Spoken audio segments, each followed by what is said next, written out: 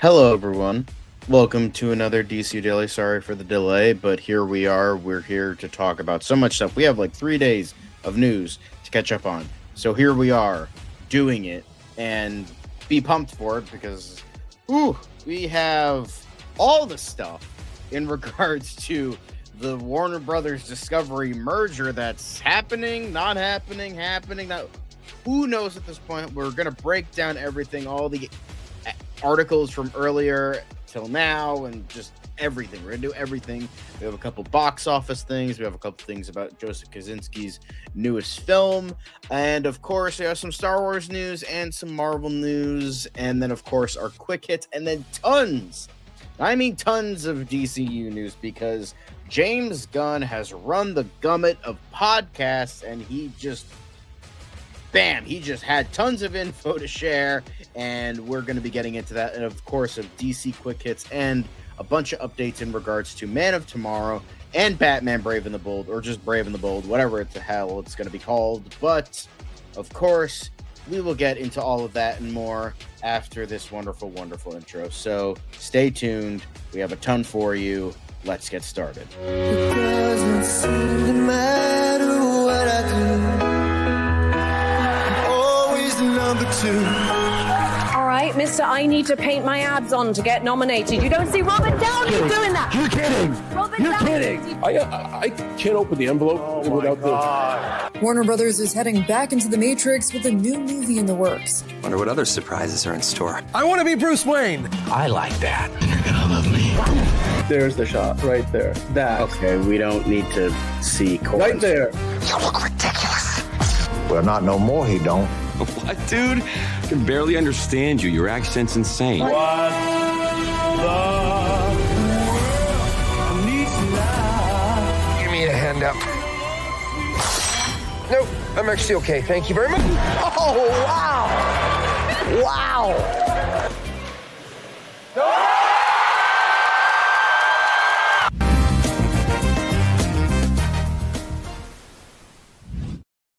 Hello, welcome. I'm your host, John. Lovely to see you all. We're here to talk about the news. Just want to say hello to quite a few people. Enterprising, Game Freakness, Tony, go Birds. We have Monique Rupley. We have, who else do we have? Oh, and Decol Games. Okay, cool. We have all of you guys joining us today.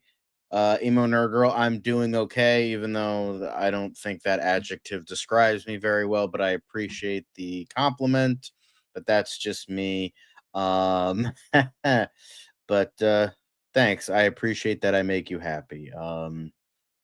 It's a sign. It is indeed a sign. Let's go, Birds. Fuck the Dodgers. Fuck their bullshit. If the Dodgers win this, it might single-handedly make me believe that the MLB is rigged. I'm just going to say that right now. I don't believe in all those bullshit conspiracy theories about MLB, the NBA, and NFL. I don't believe any of that, but if they win this, it will single-handedly prove that this is rigged. I know. I saw the score. Let's hope for the Birds. And if the Jays win it all, that would be probably the greatest FU to America, which is kind of what we need right now. So I can't wait. I'm going to be watching that very closely. But of course, we do have Dan. He's going to be coming in a little bit later, but you just have me for right now. Actually, Dan is right here. Okay, here we go. Dan. All right. I wasn't sure when you were coming in, so I just wanted to prep just in case you weren't coming in, but no, it's okay. No, I'm happy to be back. It's been a really crazy week. From Zelda having brain surgery and coming back home yesterday to I'm babysitting my sister's cat right now. So it's been a crazy week. So sorry about the missing in action the last couple of days, but yeah. Don't worry, we'll repay the people properly. And there we go. Dan the man. Dan Con the man can. I don't know if that makes sense. Anyway, but before we get into proper news. We do have a couple things. Got us. Unfortunately, when it comes to days like these, we have to start off with some sadder news. And I do want to touch upon this because I feel like not a lot of people touch on it because it's not a big celebrity or anything like that. But unfortunately, Barbara Gibbs, who was a tagline writer for Hollywood, famously, her most famous contribution to the world of film was, in fact, the most probably the most famous tagline in like history was for Alien. In space, no one can hear you scream. And she did it while she was washing the dishes. Just the greatest thing ever just pops into your head at the most insolent moments. So, I think that was pretty great. But she not only did Alien, she did Kramer versus Kramer, Silkwood, Fatal Attraction, just tons and tons of tagline. I also heard somewhere that she did the one for The Thing, but I think that might be incorrect.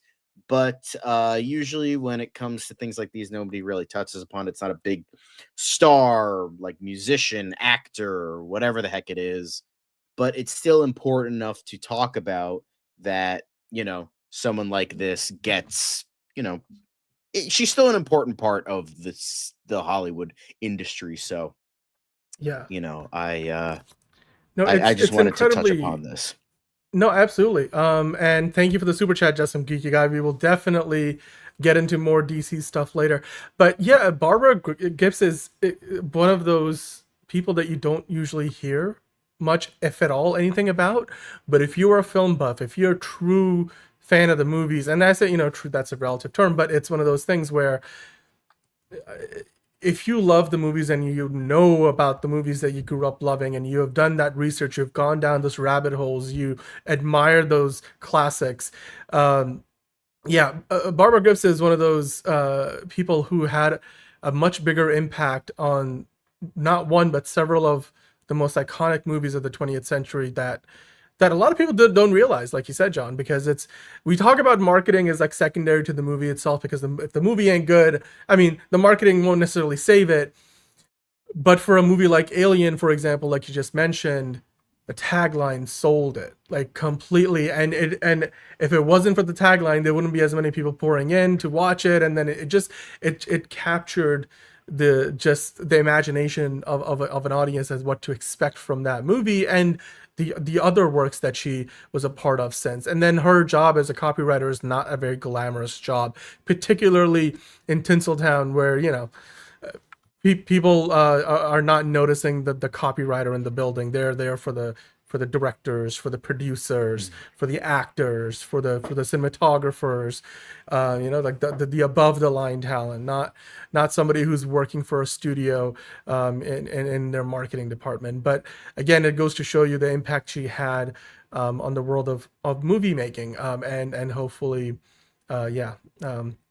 She is survived by continue her to various remember her. children and grandchildren, so that's nice to see. But Yeah. in the eyes of horror, she definitely lost a legend here today, because I don't probably this and The Thing are probably the two greatest horror taglines that have ever been created. So, it's a legend has been lost. But it still so I think that's should be noted. And so thank you, Barbara, for what you have given us. Even if it's the smallest bit, it was the smallest bit that sold one of the greatest achievements in cinematic history. So, I will commend you for that for the rest of time. So let's move on to the future in regards to the box office, because anime's still killing it, guys. Because like Demon Slayer earlier this year fucking easily just swiped everything, killed it at the box office, and it seems like another anime favorite, Chainsaw Man, might be doing the same. Maybe not as quickly, but definitely up there, considering that Demon Slayer, this is going to be one of 3, and it's going to be the final bit of that series. Maybe there is a reason why that got so much money so quickly, but Chainsaw Man looks like it's going to have a decent sized opening, which is kind of a bit of an empty week this week. We've got like maybe a couple things, maybe the Bruce Springsteen biopic and maybe one or two other smaller indie flicks, but nothing really major. So I could see this swiping the number one spot easily because honestly, the next big things are probably going to be for the next like couple weeks because I know Predator Badlands and Running Man are going to be like 2 weeks away. So I don't know if it might be killing it for this week and the next. So obviously it's might be slicing its way up to the box office with a good 8 million for today and might be 14 million plus weekend, which is good. It's as a good Tony year for reminds us, it does have to combat the World Series tonight, but outside of that, I can't really. I mean, considering that the people who watch anime don't really cross with the people who watch the World Series, I'm not saying everybody. I'm just saying. Yeah, let's not make assumptions. I mean, let's not make assumptions, but still, usually the anime fans and the sports fans are pretty separate. Little overlap there, but I will say what a good movie that would make a great anime. I think I don't know if you guys remember, there was this big movie from India called RRR a few years ago. I think a lot of people say that doesn't even need to be an anime. That's just a live action anime. No, but I'm saying like I'm just saying it would. That's what I mean though. Like it would if you wanted to translate it to anime. It's basically all there. Like you can just jump across and do that exactly. I think Sailor Moon probably eventually will get a live action iteration, but it's just the bar would be so high because of how passionate the fan base is for Sailor Moon. But yeah, it's it's the kind of world right now with the at the movies where we, like you said, John, we don't have a lot coming out, certainly not at the scale, and you could tell Sony's betting on anime because it's working and it's paying off. Oh yeah, I believe the 5th highest grossing movie in the world this year is an anime, right? Like what was it? Well, why am I forgetting the one? It actually it overtook F1 and Superman at the box office. Yeah, Demon Slayer, Infinity Demon Cat. Slayer. That's right. Sorry, Demon Slayer. By the way, Ip Man or Crouching Tiger, Hidden Dragon would make for great anime too. Exactly. I mean, or even like if you go in the DC Marvel verse, you can go with some of the more like if you want to adapt Constantine comics as anime, I think that could work well. It would work better than Suicide Squad Isekai, but that's just me. Yeah. Well, also, yeah, right. And then also you could definitely I think the absolute universe of DC Comics could make for a great anime because it's just over the top and, by the way, if they were ever going to make an absolute universe in live action, give it to Zack Snyder because like he would like everybody's super jacked. He's doing Twilight of the Gods. That's supposed to be coming out eventually, so I don't know if exactly. Yeah. Although right now he's working on the Last Photograph, which is like a much more of a smaller budget, intimate movie. Which, I mean, I don't think Zack Snyder's ever done one of those. Like a fucking $1 trillion on Rebel Moon, and that failed miserably. They probably don't want to touch a major blockbuster from him with the 39. But this is also a passion project. So, but he's also working on the 300 TV series. But anyway, now we have kind of veered off into Zack Snyder's universe. Which, honestly, I like as someone who hates Fast and Furious and hates anime, I would probably watch a Fast and Furious anime. At least it would make sense in that world with that art style than whatever the fuck they're doing now. So I'll give them that. I hear you. That came out. That already came out. I swear to God, I didn't hear a lick about that. That already came out. Just goes to show how fucking memorable that was. Damn.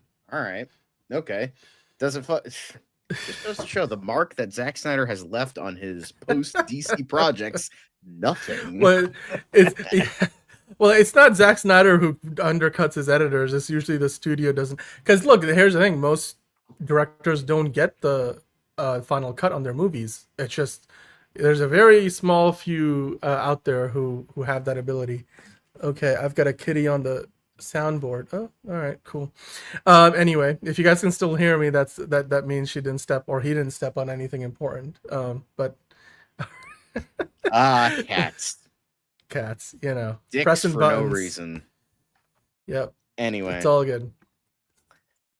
But yeah, I hear you. Sorry, not talking to you, John. But no, anyway. it's all good. But this is the next thing is the big thing. It's Mhm. it's in the headline. It's probably going to be in the thumbnail. And wow, what a goddamn heart attack inducing week. We're gonna get into that soon, but oof. Everybody seemingly wants Warner Brothers, right? Because at the beginning we were like Paramount's like the only game in town, and they might still be the only game in town in the sense they're the only ones who want to buy all of Warner Brothers Discovery, which for some reason there is a reason, but Warner Brothers Discovery doesn't want to sell to Paramount all of itself together because they believe that splitting up will bring them more value. So I understand a little bit of that too. But John, you said it. What a week it's been for Warner Brothers Discovery. That image right there exemplifies basically what we're going to be talking about because, well, they've got so just a quick rundown on everything that's happened. Right. We have had 3 bids from Paramount. That's the shock and awe. Yeah, there was a second bid. There was a second bid. They rejected it. And then there was a third bid. I don't know which one I gotta click on here, but I think it was just basically. Yeah. I think there you go. So the third bid was, I mean, each one went higher and higher, right? So the third one was for $23.5 per share, which equals to, I believe, if I'm doing them, I saw the number. I think in the CNBC article, it was like $80 billion, something like that, which was the highest number it seemed like. Yeah, it's a whole. It's just like so much stuff. Like there was the second bid. Apparently, like David Zaslav apparently has been combating this. I didn't realize that because the way he's unfortunately I can't look at the whole fucking article because fucking Wall Street Journal's fucking assholes. But yeah, we'll answer the Disney question in a minute. But there goes the cat again. So. Yeah, it's like Zaslav apparently has been combating this. I mean, you could grasp that from the 3 bids that he's denied from Paramount. However, it seems like he is combating this. Like he really does not want Paramount to get it. Like even like we're gonna get into stuff later on, but the thing that's so interesting about it, like. He really doesn't want it. He really does not want this thing to get merged. I don't know if like it's because of like, oh, he personally doesn't want it, or do you think he's not going to be a good share or merge? I have no idea. It just seems like he is not happy with what's going on here. And this is from a couple days ago, so we don't know if like this has changed. We have more stuff to get into. Hey, Movie Spud, nice to see you. But it seems like Zaslav. Oh, and we have a cat. Now the viewership is just going to go through the roof. Fat tabby cat. Yeah, he's not fat, but he's just got his leg right here. It's okay. Yeah. But it seems like it just seems like Zaslav is actually combating this, which is certainly interesting. And we're gonna also mull over what Netflix has said in regards to this. Now, initially, it was reported that Netflix was actually interested in buying WB. Well, Ted Sarandos said not only is Netflix not interested, he is saying that this is, in fact, a very, very bad idea and is definitely like 100% not interested in Warner Brothers being bought out at all.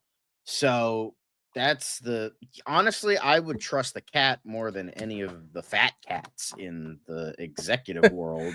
So, I mean, what I was so just to kind of break this down, right? The latest offer from Paramount, 80% cash. We know they were going to a private equity firm to bring in some extra financing. They even offered, this was from the New York Times report, they even offered David Zaslav to be a co-CEO, basically saying, David, why don't you come in and be a co-CEO alongside David Ellison?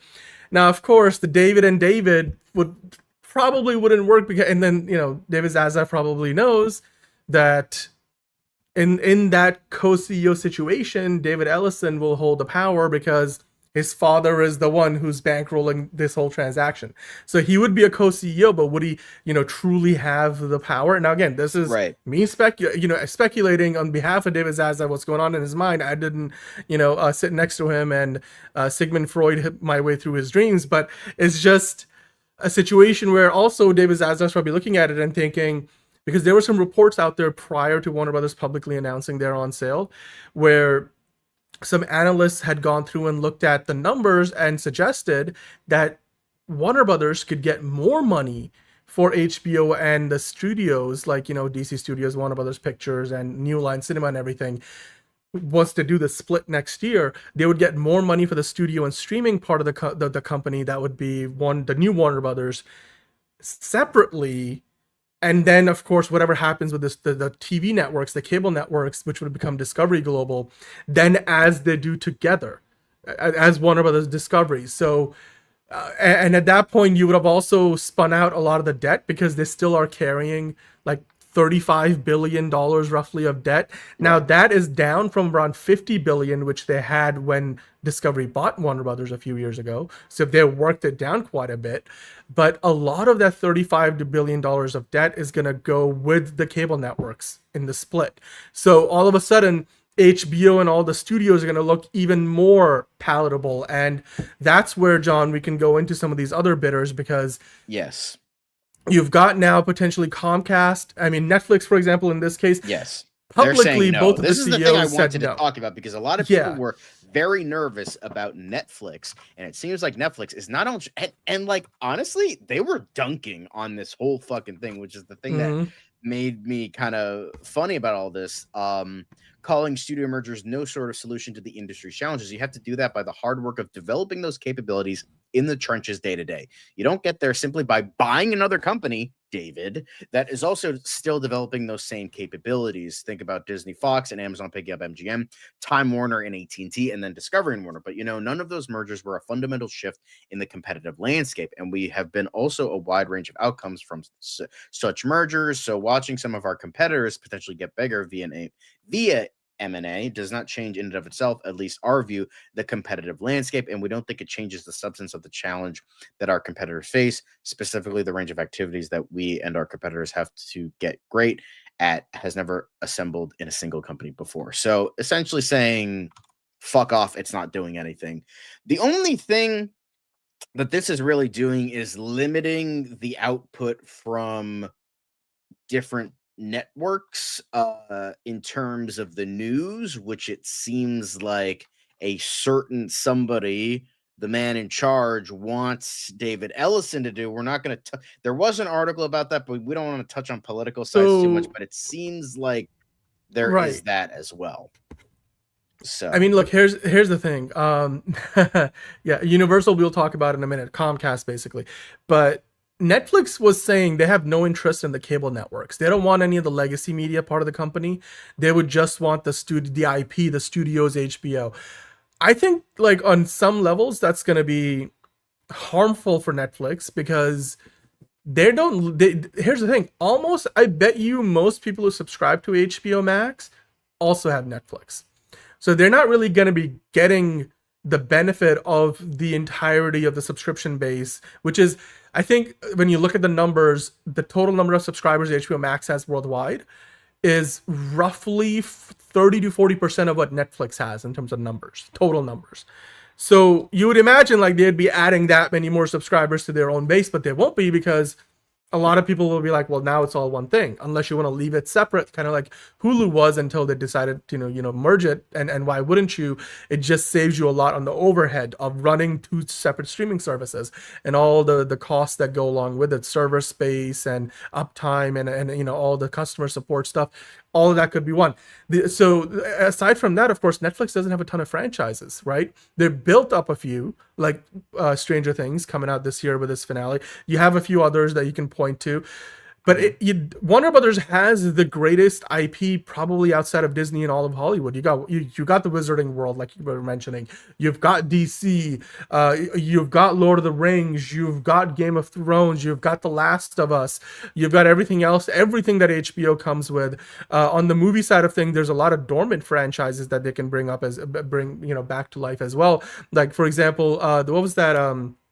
The Jetsons, for example. You may not want a Jetsons movie, but they're working on one. So all the Hanna-Barbera stuff, like there's all the Cartoon Network stuff. So you have a lot of, the Looney Tunes. Yeah, sure. Like they if they want to do a big budget Looney Tunes movie, all of those things that they have, that could be all in Netflix's wheelhouse. The problem would be, though, Netflix doesn't really believe in a lot of theatrical. We are gonna. I don't know if we're gonna be talking about this, Sean. I forgot if it's in the lineup, but Netflix just announced that they're gonna put the Chronicles of Narnia reboot on. No.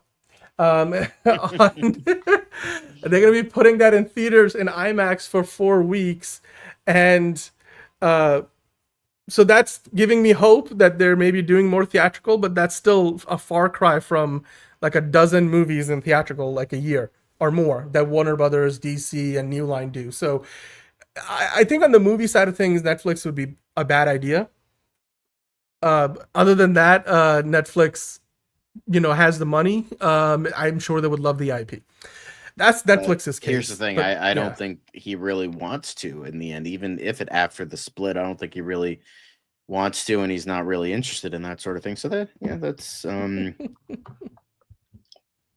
don't know. I think that's good because apparently there is the idea. This was announced yesterday that Warner Brothers Discovery launches formal auction as it seeks bidding war for Media Giant.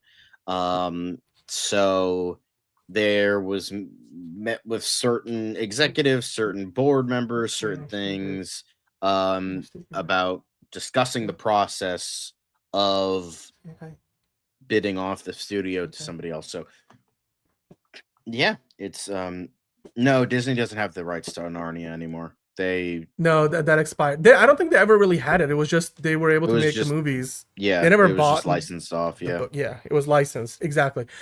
I was gonna say though, actually, let's address the Disney question really quickly. Disney has still got roughly $100 billion in debt from the Fox acquisition. They haven't quite leveled that out yet, so they're not going to be bidding for Warner Brothers, not unless they want to do it and they just want the IP and the studios. They would need a lot of investment to do that. Plus, given the fact that they haven't quite balanced things out from the Fox acquisitions, and it's been so many years since they got that, I just don't think Disney's going to want to take on so much more. Not to mention trying to get that through regulatory approval. But John, I think we can talk about this because one of the big benefits that Paramount, David Ellison pitched in his bids privately to Warner Brothers was that they've got a lot of ins with the federal agencies that are in charge of putting this any kind of deal through, the FCC, the FTC, and of course the current administration overseeing all of that. Whereas the Ellisons have a cozy relationship, let's call it, with the current administration in the U.S. For example, Comcast does not. In fact, I think the president had called Brian Roberts, the CEO of Comcast, aka NBC Universal, like an idiot or something. I don't think he used the word idiot, but he said something to that effect. And he's been very critical of the MSNBC coverage, which obviously MSNBC is about to get spun off as its own part of a separate company, Versant, that Comcast is spinning off. But nonetheless, Comcast does not have the same, connections or ends with the government right now to push this through because they'll be looking at it as more of a monopolistic We'll be getting approach. into that soon enough, Enterprise. Yeah. So for that reason, I think Comcast, while they're interested, they might not have the advantage in quite the way that Paramount does, which is one of the reasons. Right. And that's one of those things which they'll have to consider at Warner Brothers. So, and I hope it works out for them for the better, but unfortunately that's a factor. Yeah. And going off of, speaking of Comcast, CNBC said, they're not abandoning the plans, but I think in terms of sales stuff, they'll probably wait until next year after all this is done. As Dan said, it's probably going to be more lucrative for them and lucrative for other companies to just want the Warner Brothers studio film and TV side of things rather than having the burden of the cable networks that have a lot of debt. So there is that as well. And in regards to everything in regards to Paramount, because, kind of the future of it all, like kind of what's the destined for the future, like how high will David Ellison go in the bid to bag this company? And we're kind of, talking about like, are they going to just keep going bigger and bigger until like it's limitless? Like, oh, we're going to, just, I don't think they're going to go too much higher. This article, just the gist of it is they've already made 3 bids. Yes. And they feel like they're in a really good position. Like they're in the pole position. Nobody else is going to submit a better overall offer, at least from David Ellison and company's perspective. So from that perspective, from that side of things, they could go up. Their last offer wasn't the final offer.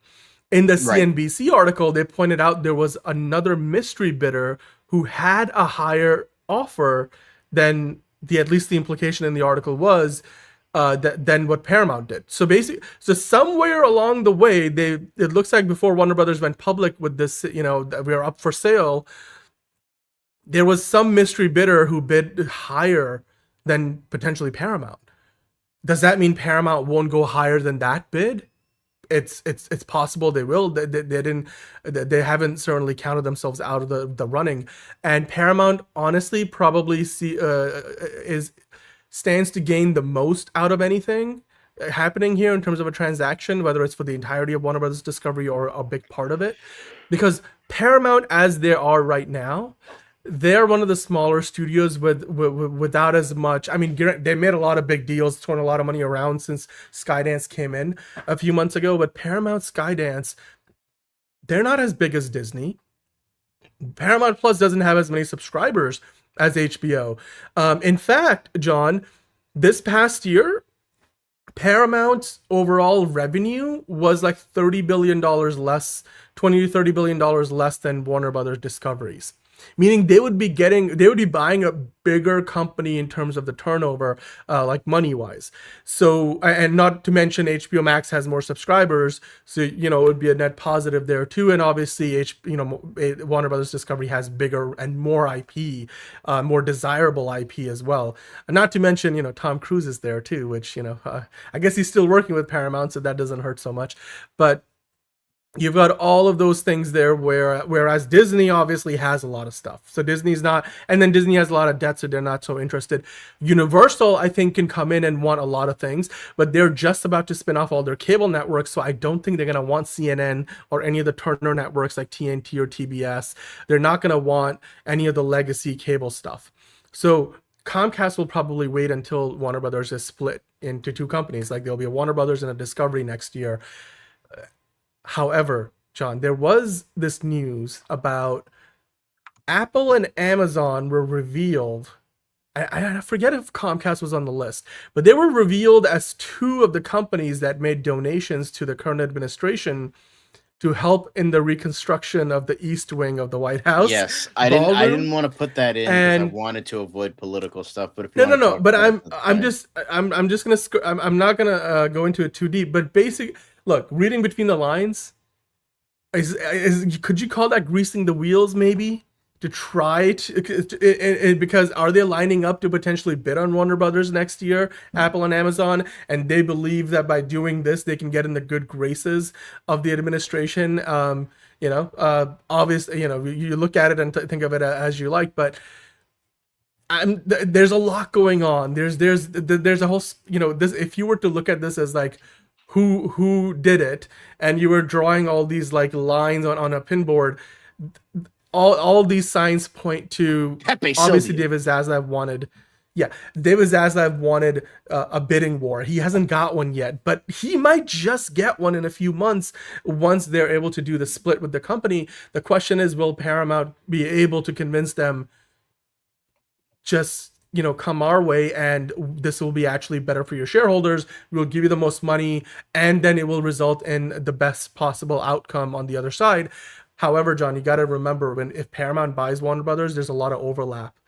They don't need 2 HR departments. They don't need 2 studio marketing teams. There's a lot of those, overheads so that would mean a lot of layoffs, a lot more layoffs than if Apple not Amazon, because Amazon will probably do a lot of layoffs too, because they already have like Amazon MGM Studios, which has a lot of the same departments that Warner Brothers would bring in. But if Apple came in, Apple would be like, you know what, you guys do your thing, because we don't have you people in another team. We don't have another, theatrical marketing team. That's why we had you market and distribute F1 for us, not because we needed that help. That's why we work with A24. That's why we work with Paramount Pictures and Columbia Pictures for the various other movies they have put out there. So of all the bidders, I think Apple is still probably the best one in terms of the future of Warner Brothers, because if they do that, then Apple might even keep the studio backlot around, because Paramount doesn't need 2 studio backlots, whereas Apple doesn't have one. Amazon MGM could use one, but I really don't know if they would want to keep that around. Netflix has a lot of production space and a lot of sound stages that they own across the world already, so that would be interesting. But John, this article here, this Variety newsletter was pointing to the idea that the industry insiders have looked at Paramount and Warner Brothers as ideal merger partners for a long time, because there's a couple of things that they already have synergies on. In the US, the NCAA March Madness rights are shared by CBS and TBS TNT. Basically, Warner Brothers owns TNT CBS, and of course TNT and TBS. They co-owned the CW for years as well. They did, because it was the merger of UPN and the WB networks. WB. Yep. So and then now, of course, that's sold off to Nexstar, and they own the majority of it. But there's a lot of corporate synergy there in terms of working in the past. At one point, they thought about combining CBS News and CNN as well. Both of them could use a ratings boost, and coming together potentially could work out. I guess I'm looking at what the direction CBS News is currently headed in. I'm not so sure about it, but anyway, it could potentially work. There's a lot of big tech money there that the Ellisons will bring in, so potentially that could work out in their favor as well. John, I don't know. What do you think about all this? Where do you land on who the best suitor is and all the updates you're talking about? I don't want WB to get sold at all. I hope that they stand their ground, but it seems like they're splitting for a more lucrative payday and more lucrative for what people want. But as the last bit that we're going to be getting into here, the Writers Guild says that it would be a disaster, even if it is, destined for yesdom. But the union says it will work with regulators to block the merger because they think it would be disastrous for the industry. But they had this to say: merger after merger in the media industry has harmed workers, diminished competition and free speech, and wasted hundreds of billions of dollars better invested in organic growth. Combining Warner Brothers with Paramount or another major studio or streamer would be a disaster for writers, for consumers, and for competition. I agree with all of this, hence why I wouldn't want it to be sold off. The WGAW and the WGAE will work with regulators to block the merger, because I agree, because we're at a point where you're limiting news sources. We're already in a limited news source world that that having this sort of thing happen again so soon after Paramount, after Skydance, who's very much in bed with the current administration, who seems to share those values, which are not very good values, and buying Paramount, and now apparently might want to buy Warner Brothers. But it's not just that; it's still having these big companies like get this one, like it's like a game of it's like kids at lunch trading lunches. Oh, I want this for this, and I want this for that, and I want this for this. It's gonna become like at the end of the day, I feel like 10 years down the line, it's just everything's going to be owned by like 2 people, like 2 companies, like Skydance and Apple are going to fucking own everything, or Skydance, Apple, and Amazon will fucking own everything. And that's not good, because that's extremely limiting, and we're going to become like a more confined place. And yes, I am aware at one point there were only 3 channels for television: CBS, NBC, and ABC. But even then, it's still not good to have like a limiting source, and also people getting laid off because of repetitive jobs in the network, and that's also not great. Of course, they're eventually they're eventually going to do it. But like, it's just like it'll be disastrous. Hopefully that that the Writers Guild can do something about it, but I can't imagine that they'll do anything in regards to this.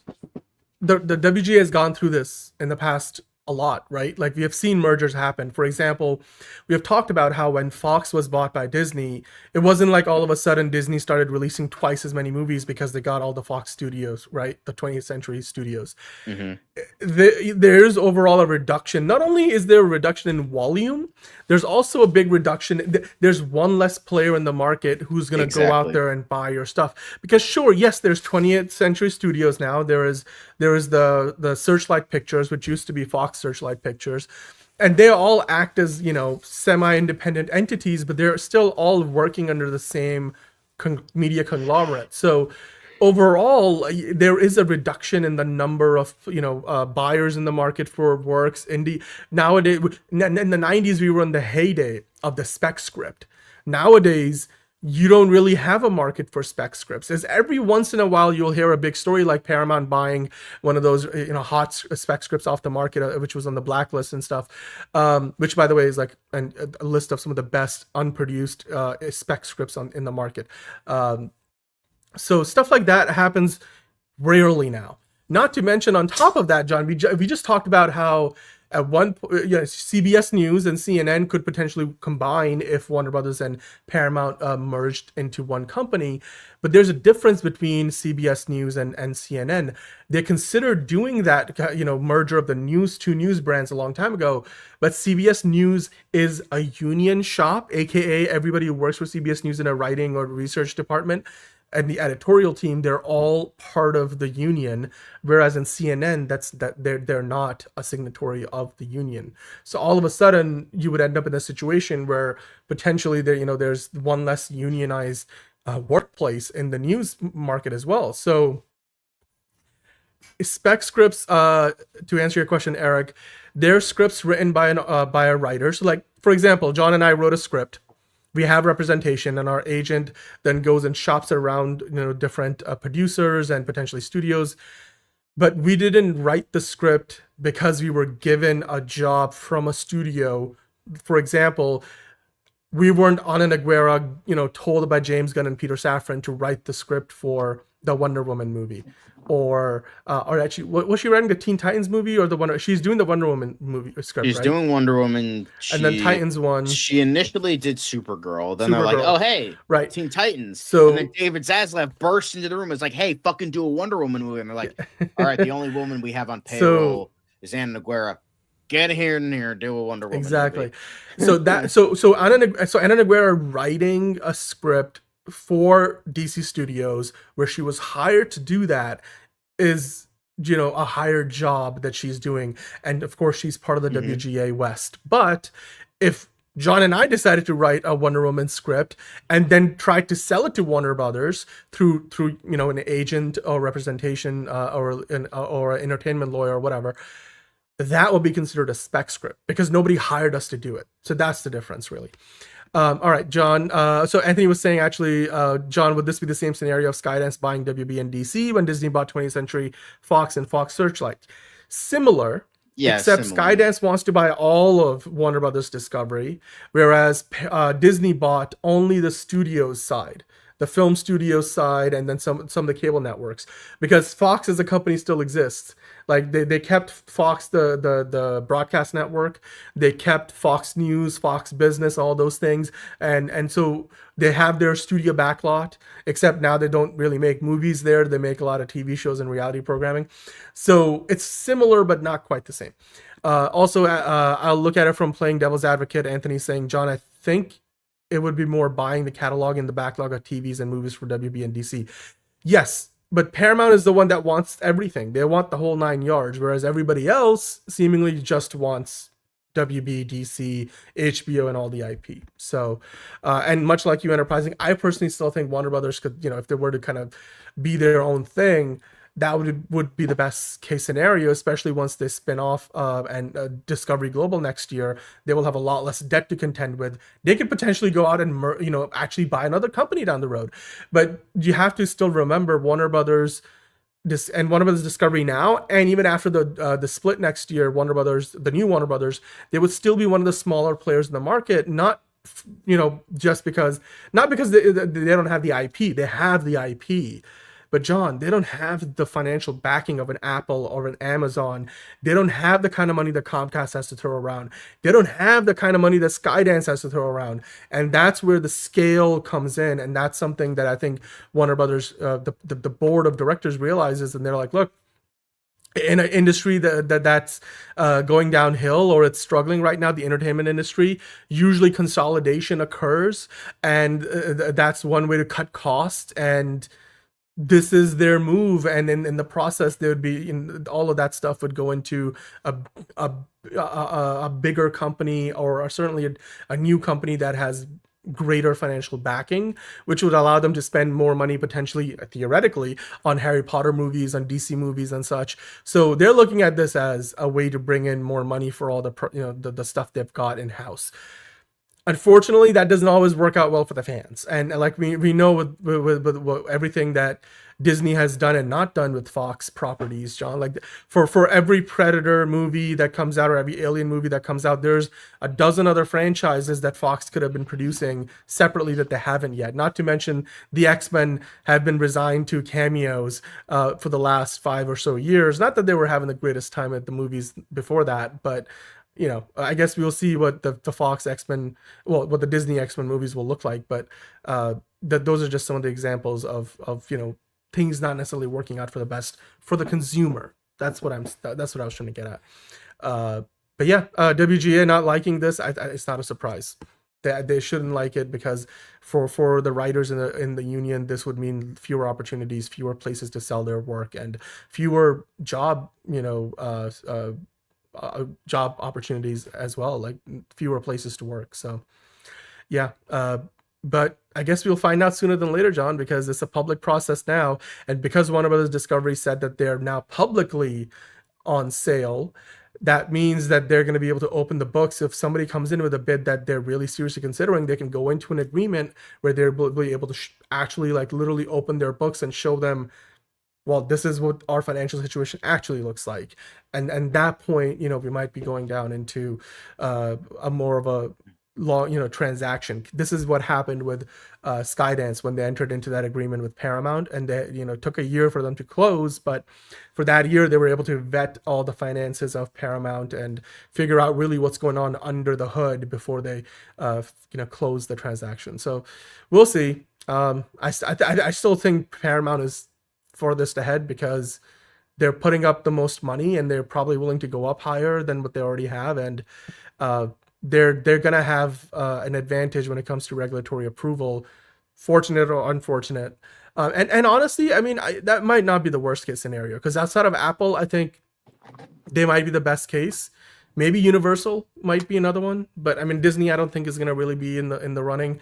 I just don't think Apple is gonna go for it though, because even Apple's shareholders are not going to be very excited about it, because it's so far removed from what Apple's core business is. It's one thing to be, growing Apple TV as a thing and a bigger part of your services business, but to buy a whole studio, it's a whole different animal. Do they really want to deal with that? All of a sudden adding all of HBO's library, or maybe keeping it separate, that's a lot of extra headaches. Does Apple really want that? I don't think they would. At least so far, they haven't made any indication they would want it. So anyway, John, I think where we stand right now is on the precipice of something big, but what it is, not sure. Universal could buy it, through Comcast. Then maybe we will get the Dom Toretto crossover with Batman. John, can you imagine if our Toretto family gets to square off with the Justice League, or maybe Lobo meets whatever the Jason Momoa character is in the Fast and Furious franchise. or John, you know what? If Comcast bought Warner Brothers, that all of a sudden would make the Jurassic League much more likely because Universal owns Jurassic World, and Warner Brothers owned the Justice League. So Jurassic League, it could happen. It could. I'm just saying, it could happen.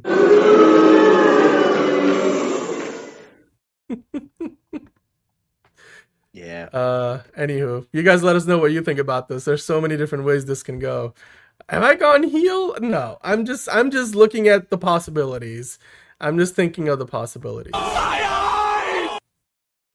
Not to mention, you know what though? If Paramount buys Warner Brothers, they could still be a Jurassic League because Paramount has the Transformers rights. So if they do like the Beast Wars times what are they called? What are those Transformers called? No. Like they could do that. Like if they brought in a Transformers as crossover with DC, Hybrid Katna. Muschietti? No, it's Muschietti. We'll talk about him later. You should be called Bullshietti, am I right? Anyway. Jurassic Park is not Warner Brothers. That's Universal. But anyway, we'll talk about Andy Muschietti later. And yes, John and I have both written screenplays. It's fun. Dinobots. There you go. Dinobots versus the Justice League. Can you imagine, John? Can you imagine? It could happen. Predacon. Are you talking about Donald Trump? Anyway, let's move on to our next thing. We had some big news, although let's going on to, after Joseph Kosinski is still absolutely laughing his ass off over Tron Ares bombing at the box office. They did let us give us a little bit in regards to his next movie, and that is Miami Vice. Apparently, there have been swirling rumors about Joseph Kosinski's upcoming Miami Vice reboot, and apparently Michael B. Jordan is in talks to star as Ricardo Tubbs, one of two big players in regards to what the main characters of Miami Vice. So this is awesome to see. I'd love to see it. I think he'd do a great job. I mean, Michael B. Jordan already worked as a duo by himself, so it's probably going to be a cup of tea, an easy piece of cake, him working with one other guy. He's like, I can fucking do this shit by myself, but with someone else, I think he could do it. And you know what? I'm all for it, because Joseph Kosinski's like, all right, I managed to do something original, do something not original, not in that order, but I'm going back to something not original again. So let's do it. And honestly, if this is true and he does get the part, I'll be there opening day. This would be amazing. I would love it. It would be perfect. But John, I believe Miami Vice is not complete without it's kind of like without Don Johnson. Well, Johnson's character, and apparently Austin Butler is in talks to play Sonny Crockett. So imagine Austin Butler and Michael B. Jordan heading a Miami Vice movie. Now, obviously, this is not the first time Miami Vice hit theaters, as the Michael Mann movie, which was hated upon initial release, but now has become kind of a cult classic in a way that that maybe this will be better, at least coming from a initial point of view instead of cult classic sense. But I would absolutely love. I mean, look, this. I think Austin Butler and Michael B. Jordan could be effortlessly cool, right? Like if you're going, oh yeah. These would honestly, of all the casting news that we make fun of on Quick Hits, and we're not doing Quick Hits, and there's a reason why this is not in the Quick Hits, is because these two would be great casting choices. Oh yeah, I could really, because you've got two people with Michael B. Jordan and Austin Butler who are naturally charismatic, and they can really hold their own. Not only as leading men in their own right, but can you imagine them just working off each other? It would be amazing. And I bet you, Monique, that they will bring in some of the original soundtrack from the show because it was fire. And if we would love to see that, I'm sure they will adapt it somehow. Like, for example, a lot of people forget the Mission Impossible movies. They are based on a TV show from the 50s. So obviously the movies, I think, did it better for the most part. But I think this would be a great casting choices. Like if I was casting for the Miami Vice movie, if that was Fan Cast Friday this week, I would have probably picked, Austin Butler for Don Johnson's role, and then bring in Michael B. Jordan as well, because those two are two of the bigger stars that are out there today, and they could definitely pull off the roles. Not to mention Joseph Kosinski directing it, John. Joseph Kosinski does not miss. That man puts butts in seats, like Enterprising is saying. And those two guys on screen would definitely put butts in seats. So, yeah, I think this could work really well. You got two really talented actors and a really talented director behind the camera. What do you think, John? Do you think this could become a new iconic duo? Because we have seen so many legacy sequels, reboots, requels come out recently, but not every single one hits. But the ones that hit, they hit because they balance the nostalgia with something that feels refreshing and has something to say, usually from a narrative standpoint. Do you think they can do that, considering the talent both in front of and behind the camera? Absolutely. I think that this could definitely be one for the history books. I know the Michael Mann movie was not loved initially when it first came out, as I mentioned before, but maybe this one could become even more popular. This would probably be more of a mainstream kind of hit, since the Miami Vice movie by Michael Mann was not very mainstream. It's only loved in like cult circles now. But hopefully this becomes something even greater, and we have two great people. Because I mean, Colin Farrell and Jamie Foxx are still like pretty great casting, and that movie kind of failed. So obviously, this could be great casting, and the movie fails. But I feel like talent behind it could work in its favor. But who knows? I'm just praying for that. He gives us something unique again and gives us something great. Yeah, I mean, there's not many directors I would trust can't even more than get the Ed Gein story right. Why the fuck would you want him as director here? Ew. I was just gonna say I can't think of many directors right now who I trust more than Joseph Kosinski to get things right. And hello, Right. D. Cole Gomes. Nice to see you here. I saw you already checked into the Fancast Friday chat for later, which is coming up next. We're going to be fancasting the next Freddy Krueger. John, you've got some really good picks there, so we'll talk about those.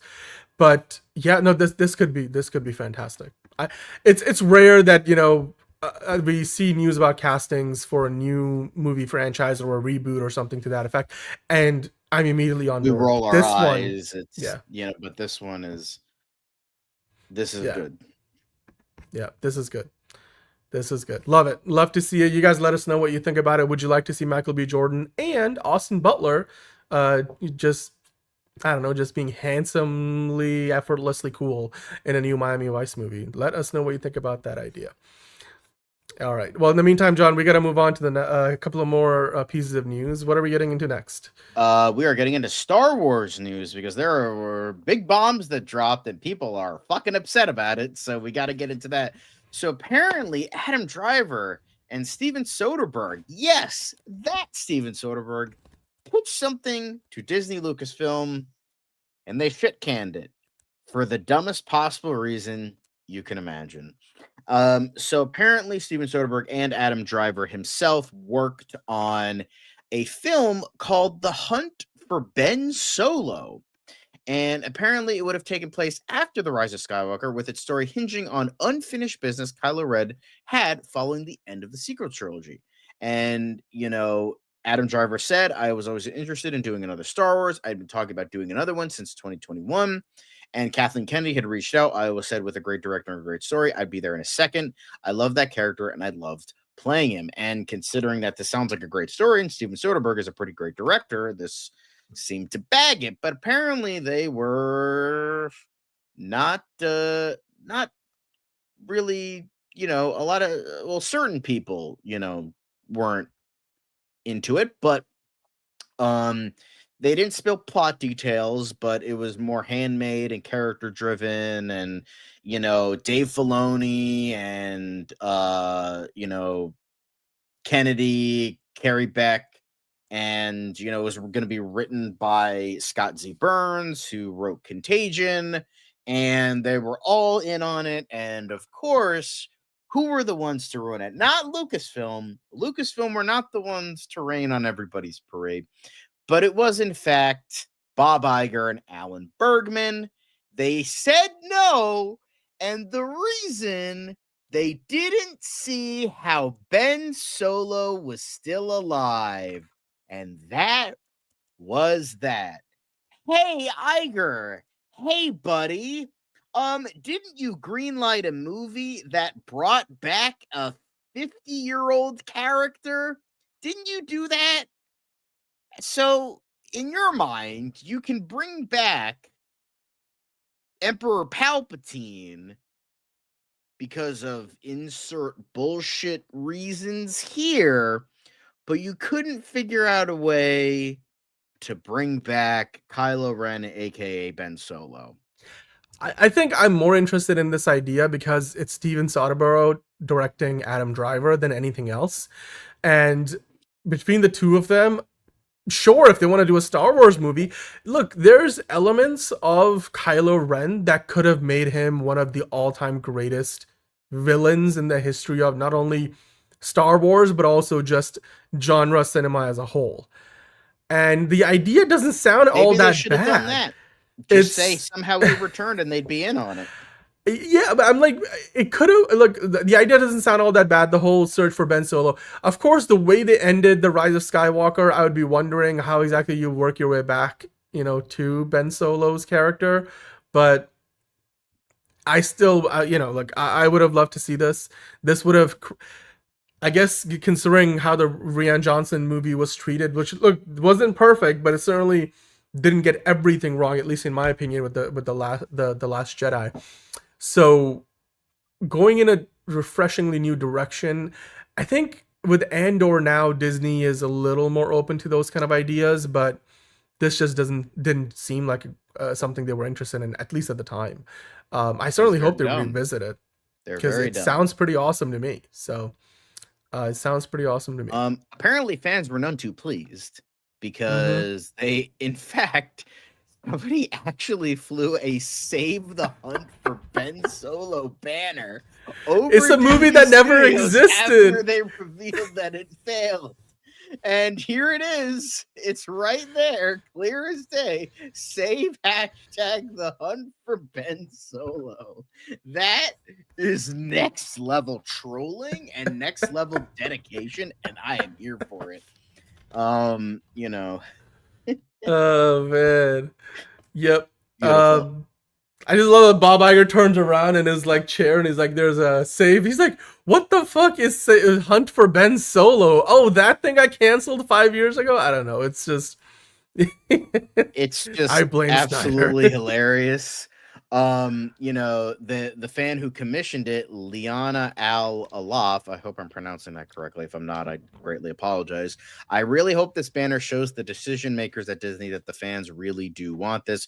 I hope this banner shows just how much the character of Ben Solo means to so many of us, and that the fans really do want this movie instead of, Mandalorian and fucking Grogu. Fuck that little green turret. I pumped him across a goddamn football field. Hey, I've got one of those Grogus hanging out in my place. I punt him. I fucking smash him on the ground. Fuck him. Look, I'm willing to give the movie a try. I know. He's me. He's me. Thank you. It's Liana Alaf, is it? I think that's how you pronounce it. Sorry, okay, Justin. It wasn't too far off. Hopefully I got a bit closer. It's okay. But this was certainly interesting, and people are pissed. And guess what? Stay pissed, because they also canceled another possibly great movie. David Fincher pitched a Star Wars movie set after The Rise of Skywalker. He wanted the final cut, and Lucasfilm said no. Do they just hate good ideas? Do they just hate having good direction? Because here's the thing. Kathleen Kennedy actually offered David Fincher not only Force Awakens, what would become Force Awakens, but also Rise of Skywalker. He said, I think he tried to pitch something with Force Awakens. They didn't like it, so they declined that. And then they pitched Rise of Skywalker to him, and he's like, no, I don't want to do big franchise movies right now. And so he's like, you know what? Let me try again. Let me pitch something to you guys, but I just want final cut. No, because we hate good ideas in this fucking realm of the woods. Because fuck you. Yeah, I hope Brogu is okay. I hope he's okay. I hope. I like Brogu. Fuck Grogu, but Brogu's cool. I like him. By the way, Acres of Movies. Who's Jack Skeleton? Am I missing something? That's Nightmare Before Christmas. Okay. And I'm gonna say no one, because Nightmare Before Christmas shouldn't fucking be a live action movie. They considered it, and Tim Burton was like, if you fucking touch my goddamn movie, even though it's not his movie, he produced it, Henry Selick directed it. He's like, if you touch this goddamn movie, I will fucking kill you. So that was the end of that.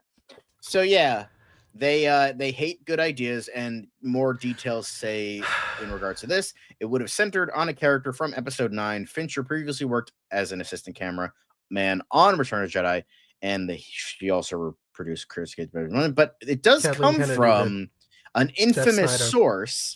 Yeah. It does come from the Insider, so who knows if this is actually true, but considering the only thing that makes me believe this, not Jeff Snyder, because remember guys, fuck Jeff Snyder, but the only reason I'd actually believe this is because David Fincher has had a working relationship with Star Wars in the past, like working on Return of the Jedi, but also being pitched Force Awakens and Rise of Skywalker, him saying no at the time, but maybe he's changed his mind, so he wants to pitch something smaller scale, and they're like, no. Look, here's my thing on this. David Fincher, I totally understand. Like I get it from the perspective of Lucasfilm that they wouldn't want to give a director, forget, what caliber or prestige director you're talking about, a final cut of a movie, a Star Wars movie, because then you're in a situation where, especially considering that, they kind of did that with the sequel trilogy. So that in the sequel trilogy, for example, you've had all these, issues with consistency because every director went in their own direction. So I understand that they wouldn't want to get burned a third time, potentially. And also because it's a big franchise, right? Like James Gunn and Peter Safran even they would hesitate to give their directors the total, like the absolute final cut on most of the DC movies, unless it's like a DC Elseworlds story and you're really giving them a carte blanche. Although even then, I'm sure they won't give them absolute carte blanche like Todd Phillips had for Joker Folia 2. But, and then Kevin Feige hasn't done that with any of the MCU directors. So take it for it, because you need to make the pieces fit. So that's why they wouldn't do that. However, for a franchise like Star Wars that has been so down in the dumps in terms of just its reputation with the fans, the fact that they've announced like 6 different directors, and then they've subsequently, and writers, directors who have all just come and gone because they couldn't figure it out and Kathleen Kennedy just couldn't get on the same page with them. I feel like what do you have to lose right now? Right? What's the worst that can happen? I'm like, David Fincher, give him like, how much money did he want? Like, I don't know how much this movie would have cost, but give him 80 million and be like, produce a produce a new Star Wars movie, and you want the final cut? Sure. Let's make sure we are aligned before, because obviously he pitched them an idea. And as long as the broad strokes are good, maybe you could find a way to silo the story in a way that whatever it ends up happening with the story, you don't have to address it in future movies. Not to mention Star Wars by its just inherently the way the universe of Star Wars is structured, they don't need to address the events of the sequel trilogy all that much in the next set of Star Wars movies. They can just set those movies 20 years into the future, 100 years into the future, 2,000 years into the past, and really not need to connect the dots. We don't need to know that Rey Skywalker existed to know what happens in the next and enjoy the next Star Wars movie. So depending on what David Fincher really wanted to do, I think this could have potentially been a good idea, because the risk might have been worth the reward, and what they were potentially lose in the sense that, we made another movie where it wasn't going to be a part of a new trilogy. So it's not like you're ruining the direction of a trilogy in the middle of a trilogy because you had no plan to begin with. So I just think the upside here was too high for them to kill this idea. again, we don't have all the details. We're looking at a report that only gives us, a handful of pieces of information. So I understand. So it's hard to make a true judgment because for all we know, it sounds great until we actually read the treatment for it or whatever the actual log line was that David Fincher pitched to Kathleen Kennedy. But on the surface, I'm like, what do you have to lose? Like, really, what do you got to lose? Like, what we're getting right now are a Sean Levy directed Star Wars film with Ryan Gosling, which, by the way, I'm going to give it a chance. It sounds fun. And a Mandalorian and Grogu movie, which, quite frankly, after the last season of Mandalorian, I don't feel excited about it. So this, on the other hand, sounds great. People would go see a David Fincher Star Wars movie. People would go to see a Steven Soderbergh Star Wars movie. People would go to... If Liz was on, she'd be like protesting. She would be the one flying the plane protesting the hunt for Ben Solo because she wants an Adam Driver Star Wars movie. Yeah, give her shirtless Kylo Ren. For some reason, in this day and age, someone that is as ugly as Adam Driver somehow became a sex symbol. Go figure. Yep. His what did she say? His torso is like a mattress that she would like to lay her head on. I think that was, I'm paracoding, but that was from the Adam Driver fan casting episode. Sexist, yeah, okay. All right, let's totally agree with Liz. Hey, there you go. See, Monique and Liz, you got two people already, and probably many more who would want to go see that. Ben Swolo, am I right? Am I right? Here's the thing. Okay, here's the thing. They deny Steven Soderbergh, he's made some stinkers, but for the most part, a phenomenal director. By the way, I highly recommend Black Bag that came out earlier this year. Excellent movie, and I've heard The Presence is also very good. They deny him. They deny David Fincher, who is probably one of the greatest crime noir directors ever in the 20th and 21st century. But they get the guy who directed the Night at the Museum movies. Make it make sense. Make it make sense, guys. Make it make sense. They deny David Fincher or David Soderbergh, but yeah, the douchebag who fucking did the greatest claim to fame was $1 billion nostalgia bait fest. Honestly, that's more Disney's cup of tea. Fuck me then. Never mind.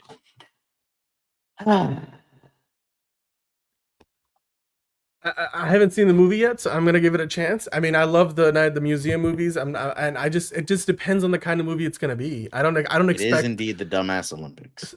I don't expect Star Wars Starfighter to be Night at the Museum and apparently Deadpool and Wolverine, his greatest contributions to cinema. Woohoo! Yep. No, Liz is not here. We were referring to Liz's opinions on things. Yeah, that's what we were saying. Anyway, I think these two, I mean, again, they're making headlines there for the wrong reasons, and for all we know, the ideas probably could have sucked or not ended up being really good. But it's kind of like looking back at when Christopher McQuarrie wanted to do a Man of Steel sequel, remember, for the DCEU, and the way he pitched it, I was like, why didn't they give this man the movie? Before obviously the reboot and everything happened. After the last two Mission Impossibles, maybe it's a good idea that they didn't. Oops. You know what? That's not about. God, that last mission, the Mission Impossible from this year was excruciatingly painful to sit through because of how many times they just kept repeating the same thing. And I swear to God, Tom Cruise spent. To be fair, I liked it. I thought it was great. I thought there were good parts, but that movie needed like Warner Brothers to go in, fire Christopher McQuarrie, and put in the crew who edited the trailer. Sorry, Paramount. And no, I'm making an analogy. And they needed to hire the guys who did the Suicide Squad movie trailer and have them recut the movie, because I felt like I was watching Tom Cruise on that plane for 45 minutes. I'm like, he's done so many other stunt sequences that felt like just moving like faster. Not to mention they tell him like he's the only guy who can save the whole world. Ethan Hunt might as well be God 50,000 damn times. And there were like 6 characters they just introduced because they had a random plot line. Is a black guy. That's interesting. Anyway. I'm just saying that for Mission Impossible movies a lot of times clicked because they're so tightly paced and just very really well put together. These last couple of ones, especially the final one this year, the Final Reckoning, was that movie was like 40 minutes too long, and I'm sorry, but like that really sucked a lot of the fun out of the movie, because you were just like, and some of the dialogue was just too expository. Like, we get it, like, you know, Luther's gonna die, and now all of a sudden we're gonna watch Tom Cruise struggle to, you know, put some tears out before he decides, okay, I guess Luther will die and I can't save him. I'm like, okay, we get it, get to the point. Sorry, I digress. Anyway, speaking of the last few movies that have sucked, let's talk about Spider-Man. So, you know, I don't know, the last one was pretty good. In fact, the No Way last Home was couple good. were pretty good. The other two can go chuck rock. Well, I'm but- saying like the last two, like the last Spider-Verse movie, the last MCU Spider-Man movie were both pretty good. But yeah, just let's hope Beyond the Spider-Verse and this are good. But apparently a set video apparently reveals a major spoiler for Sadie Sink's mystery character. Many people think that Sadie Sink's eponymous redheaded character will be Mayday Parker. Some people will think it's the Punisher side character. I forget her name, but she's essentially Punisher's sidekick.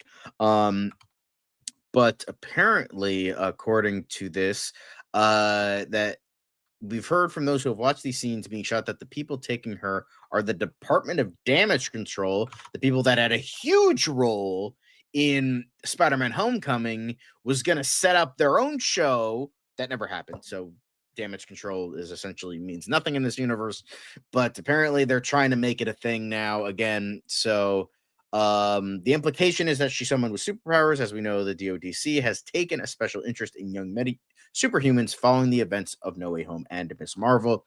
There's a chance Sink's character is even dead in these scenes, as that does look like the type of van you might place a body in. Rumors have pointed to the Stranger Things star playing everyone from Jean Grey to Rachel Cole Alves and a shapeshifter like Shathra or Menace. So your guess is still as good as ours when it comes to who she might be. You know, she broke her silence, you know, many moons ago. This is news to me. No, I have nothing to say about this. The rumors are really cool, though. It's an awesome rumor. Yeah, I know the character. It's a great character, so it was cool to read. I think that's super exciting. But this is the video in question, which is showcasing, you know, the character being chucked into the van, not chucked, but like slowly put into the van. So obviously we'll see if this really means anything, if this character is dead, if she's just playing dead, who knows? But obviously we'll see when we get there. But it's very, you know, interesting little video. So Dan, what do you think about all this? You haven't really said much. No, to me, Sadie, it doesn't really matter who Sadie Sink is playing in this movie, because it's not Sadie Sink's movie. It's interesting though, because this gives us a little more of a clue. Rachel Cole. It still doesn't tell us. So Rachel Cole Alves is the character that was Punisher character. Right, but it still doesn't quite tell us who she's playing. We're still speculating. They haven't really given anything away. It's not like this is the smoking gun that gives us the name of the character she's actually playing in the movie. We may have to wait a little bit longer, but again, it's a step forward. We know one more thing about her character. I mean, you know, what her character goes through in the movie now than we did before.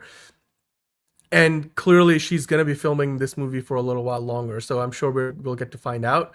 Of course, if she shows up in, I don't know, like a Madame Web costume or something like that, then we will know for sure. But if she isn't, or if she's not playing a superhero kind of a character, then I'm sure we'll have to just wait until the movie comes out, or maybe the trailer comes out.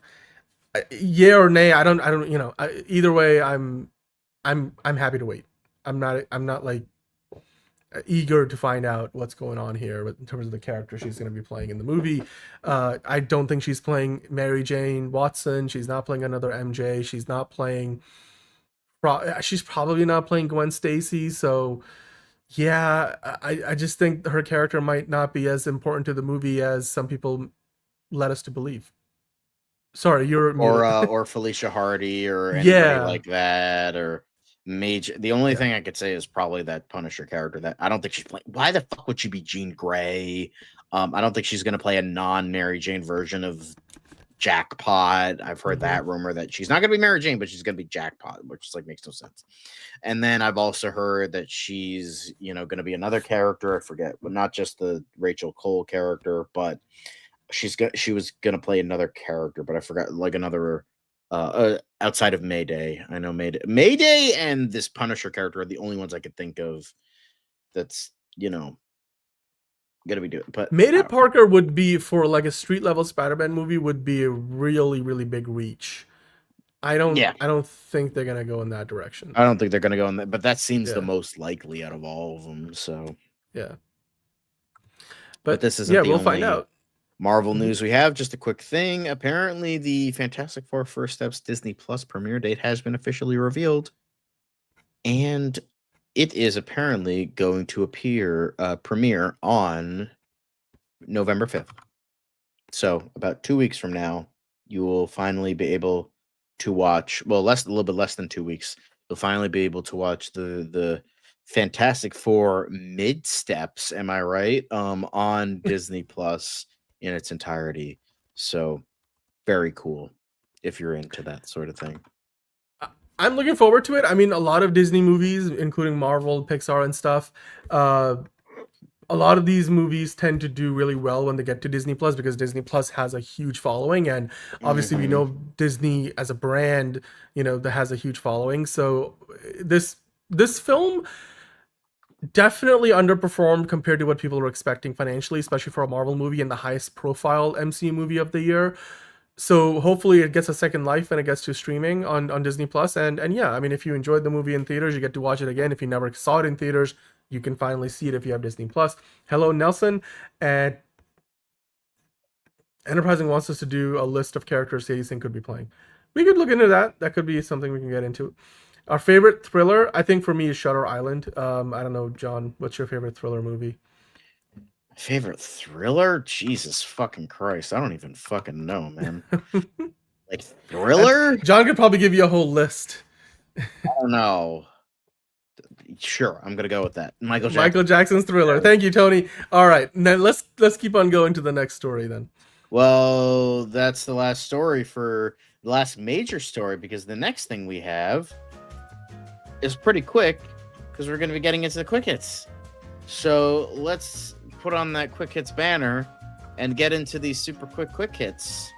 And the first thing, maybe Dan's interested in this, it concerns you, that apparently it will cost $650 this season to watch NBA games, not just like a season or anything, or like multiple sports, just NBA game to game across all services, because apparently there's like 6, 7, 8 different services you have to watch in order to watch every NBA game this season. So looks like you're stuck with YouTube highlights, guys, because that's all you're probably going to be able to afford. Because that's how hair works. I don't know if anybody told you this, but hair grows when you don't cut it. So that's what happens. As far as the $650 to watch all NBA games across the many services that they're spread up on, they're now, I think, on 4 or 5 different services or channels and services, because they're on streaming with Amazon Prime. You can still get them on ESPN, which you might get with your cable subscription, YouTube TV, or you might get ESPN as its own standalone streaming service now. Then there's also NBC with Peacock, and I think they're gonna have Peacock exclusive games, so it's not just watching it on NBC but also on Peacock. It's too many. It's ridiculous, dude. I haven't even bought the new ESPN service because I'm not ready to spend that kind of money. I'm probably gonna wait till WrestleMania, because they're gonna have all the WWE pay-per-views, and that's probably why I'm gonna subscribe to them. Because I'm like, I have ESPN in YouTube TV, and I already pay like $100. I just got NFL Sunday ticket because I don't live in Connecticut anymore, so I do not get the Patriots games. That's all I gotta say about that. It's too expensive. It is literally too expensive. Adam Silver is running to the bank, and I'm sure the NBA owners are happy, but this is all a bubble. Everybody's happy except the consumers, and that's all they care about. Yeah, every WWE on Netflix, but in the US we have to go in different directions for things. It's just YouTube TV has a lot of stuff, Nelson, but they don't have everything. So, and that's on purpose, because a lot of streaming service like Prime Video, Thursday Night Football is on Prime Video, right? They also have NBA games now. So yeah, this is good for the league in terms of money, but it's not good for the consumers, because now they're just siloing some of these things to the point where people can't just change because here's the thing, back when it was only on channels you could get on cable, all you had to do is get the right package and then flip to that channel. Now I have to go to like 5 different streaming services, and I have to pay for them all a la carte. So it just costs way more. There it is. It just costs way more. So anyway, let's keep on going. Anyway, Mortal Kombat 2 apparently has been moved up 1 week to May 8th, 2026. If I were to take a guess, it's probably to avoid later stuff in June, just to give it an extra week, like keep forgetting Mandalorian Grogu's coming out first, because nobody wants that fucking shit to come out. Mandalorian and Grogu, and then eventually Supergirl, I would imagine. There's a new Toy Story movie, there's a new Despicable Me movie, there's a bunch of like big movies. I mean, movies that will make more money than Mortal Kombat that it's getting out of the way of, which is great. It gives it an extra week. And Mortal Kombat could use that buffer, so this is good. We get it a week sooner. Yeah. Mandalorian and Grogu, Dutch. And then what Mortal Kombat's saying to that earlier week, get over here. So, you know. Get over here. Love to see it, as long as apparently, because, you know, Cole Young is the most hated character in existence now, apparently. As long as he dies, it'll be the greatest movie ever. So, we'll see. But flyers featuring the Four Horsemen logo from Now You See Me are popping up all over New York. It's rumored that Jesse Eisenberg will perform a magic trick this Saturday at Tompkins Square Park. I don't really fucking care, but cool for all 3 fans of the Now You See Me franchise. So cool. I'm okay with it. I mean, the last movie was not that good. I think actually no, the last one. What is it? The third one? Yeah, the second one was definitely a drop off from the first.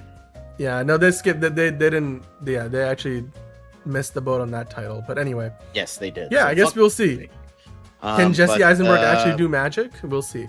It's probably going to be like extra film shit that they're going to make it seem like magic when it's obvious film shit. Anyway. Yeah. But apparently Warner Brothers had submitted I Lied to You for consideration in the Best Original Song category at the Oscars. Nice. Great song. Absolutely wonderful. And I think they also submitted one other song that was part of the movie. I forget what the name of it was, but hell yeah. Love to see it. Great Indeed. Stuff. Great songs. Awesome. Hey, I like Tron. The first one's okay, but overrated. Tron Legacy, go to Tron Ares. It is not worth the leftover poop that is scraped on the bottom of my toilet bowl. So Tron Ares can suck a dick. I mean, I would hope so. It would be nice for a horror movie to win Best Picture, but I'm not going to hold my breath. We thought there was a possibility with The Substance, and that didn't happen. So, you know, we'll see. But yeah, it's a great song. Love to see it. It is a great song. So, but moving on from, still keeping on the Warner Brothers news, this time on DC Studios, just a quick thing, not big enough for DCU Daily. So, apparently DC Studios recruits Jock, who is in charge of Batman One Dark Knight, for dynamic duo visual development. So that's pretty cool. I have no fucking clue who this guy is, but if he is some kind of comic book creator, that's awesome that they're actually getting comic book people to be part of the visual department of this movie. So obviously we still don't know if this is going to be in the DCU canon or not. We'll see. I mean, most likely not, but it should be fun. Not, it should be a good movie. They've got a lot of good talent behind it. So yeah, that could Natalie be a fan cast Dormer. Friday. Natalie Dormer. Boom. There you go. That's my easy answer. I think she'd be great. Anyway, she'd be great as a lot of characters, but yeah. Unlikely, but just keep Jason Todd dead for as long as possible. Just have it be like Tim Drake as the Robin, because they are, I mean, we're gonna be getting into that later, but Tim Drake as the Robin would be Kino. But next up, apparently Rian Johnson's next film draws from 70s paranoid thrillers with a light sci-fi element. But here's the question I ask you, Ryan: will it be good? Because you haven't made a good movie since Looper. So that's all I ask. Will it be good? Probably not, but that's the question I personally ask. So. I'm okay with this. He's trying something different. I'm kind of tired of him doing the same thing over and over again, because I think that those Knives Out movies are overrated. I think the first one was, as far as whodunits go, those aren't the best ones. They're just over stylized, and it gives Daniel Craig an excuse to get out his accent book. But like, I would rather him try his hand at something different at this point, even if it is just for the sake of doing something different. And it doesn't look like he's currently got any plans to do the fourth Knives Out movie. And I mean, they might just wait to see how the third one does. But Netflix only had him on a contract for 2 sequels, so we'll see if that gets done. But Ryan Johnson, all I ask, make a good movie, because I didn't watch Wake Up Dead Man. I've heard it was like the greatest thing since sliced bread, so who fucking knows? But okay, I want it to be good. I want him to be like, Looper was great. Brick was fantastic. Brothers Bloom was okay. But, you know, like, just make a good movie again. That's all I ask. Anyway, but for all you Crazy Rich Asians fans, apparently a sequel is absolutely happening, and it might appear on HBO as a sequel series. So it will likely turn to the second book in Kevin Kwan's Crazy Rich Asians trilogy, China Rich Girlfriend, and then we'll work on adapting Rich People Problems. The original 2 books were originally set for back-to-back to be shot back-to-back for a film trilogy in 2020, but then, you know, 2020, things were not going people's way in the film industry. So they're getting a whole bunch of people to work on this, and it's most likely going to be a sequel series. So stay tuned for that and stay pumped for it. But what are your thoughts on this, Dan? I never watched the movie. I never really had an interest. I heard it was great though, so I just know it got Ki-Hu Kwan back into the industry because he saw Asian movies can work. So I'm thankful for that, but we'll see. Yeah, I am going to watch Frankenstein. I didn't manage to catch it in the theater. It was a very limited release. It was only, I think it was for a weekend at most, maybe a couple days after.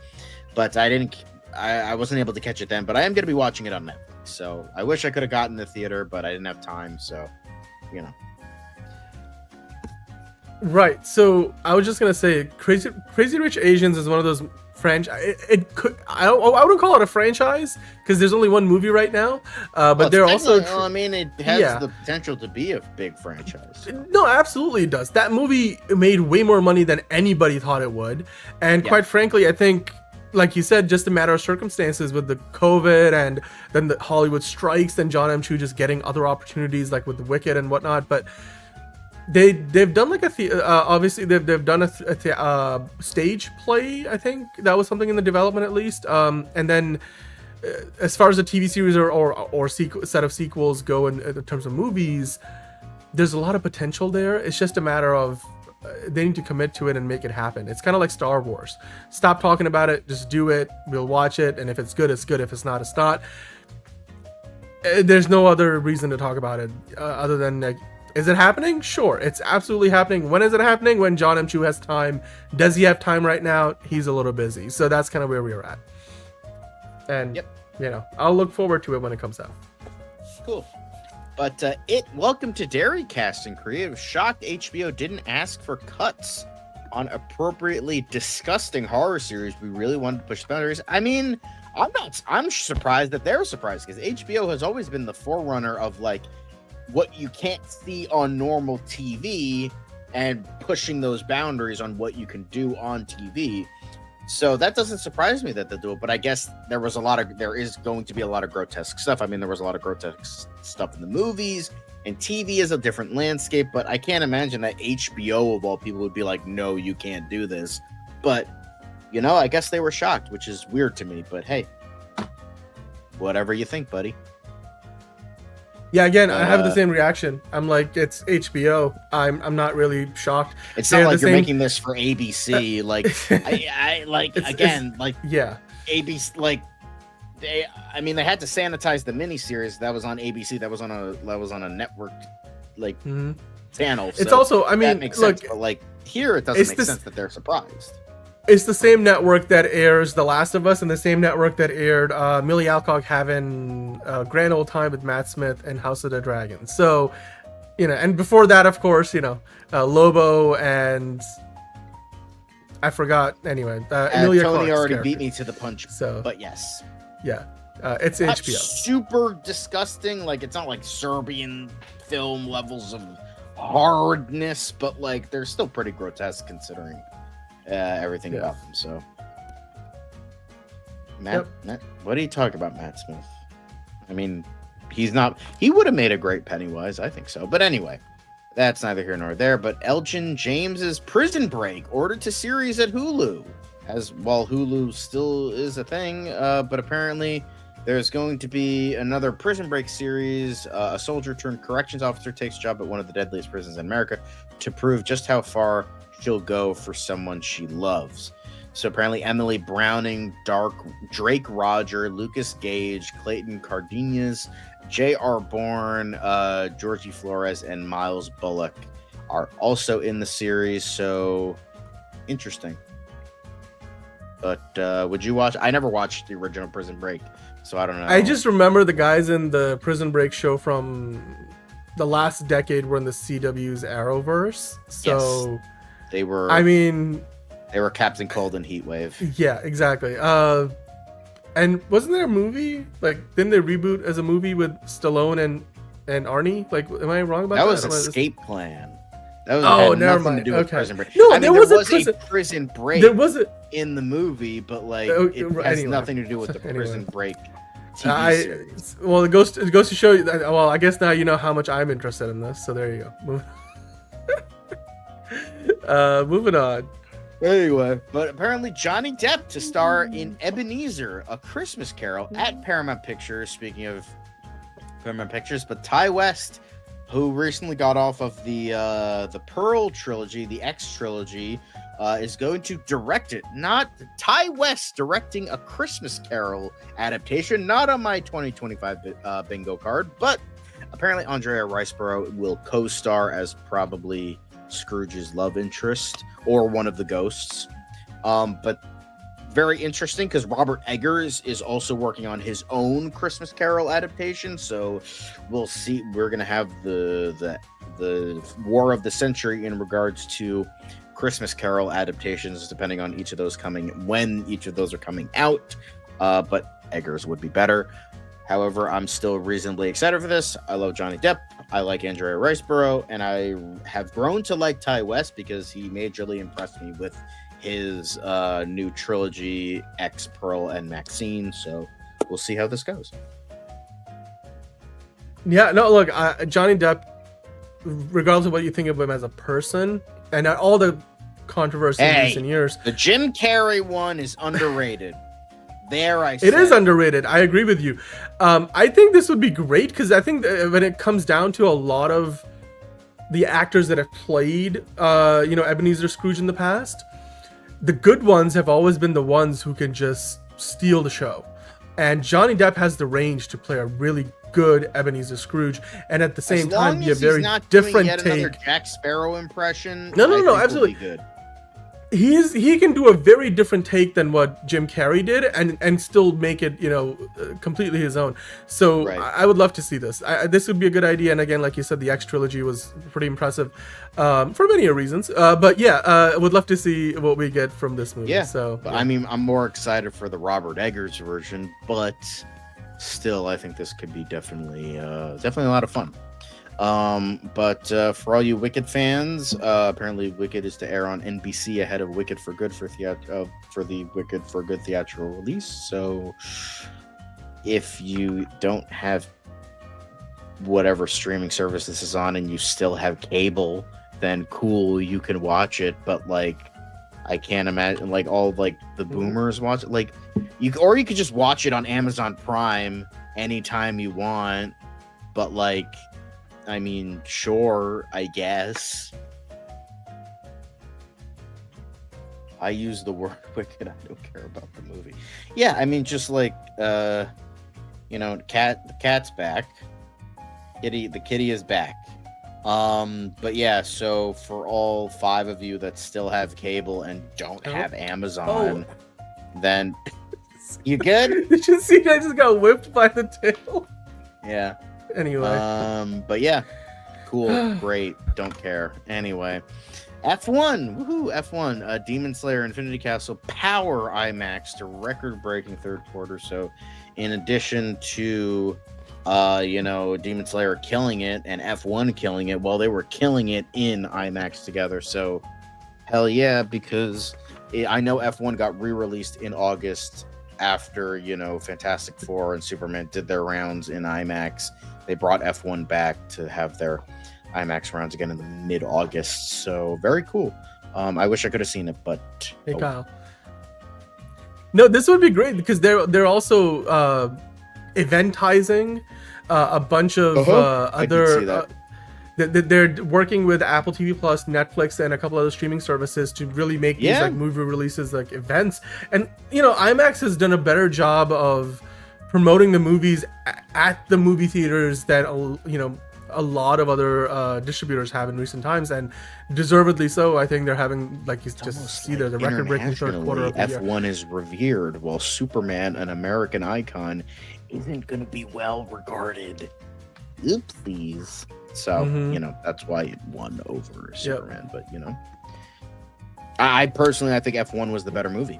Ooh, did I say that out loud? But it's true. I do think F1 was better than Superman. I think F1 is the better movie. I think F1 was better than Superman, fantastic, better than all the superhero movies this year. Yeah, I think I like, considering, so my final I mean, there's still a bunch of movies I want to see this year, but in terms of the pantheon of movies I've seen, I think Superman sits at like number 8 in my top 10. I still think there's like 7 movies that are better than Superman, and that's saying something because I love that movie. That movie's like a 9.5 out of 10 for me. So that just that's saying something. So, you know, Superman did great, but there were 7 other movies I think were much better. So, but yes, and that's not to say Superman was bad, but yeah, and re-released. If it wasn't on Halloween, I would have fucking been the first in line to see that goddamn re-release. So yes, correct. But like, it had to be on Halloween, and I have Halloween plans every year, so like, I'm not gonna be able to see it. Like, guys, come on, why are you releasing Back to the Future on a major holiday? That makes no fucking sense. Come on. At least I get to see Paranorman tomorrow, which is awesome. But like, guys, come on.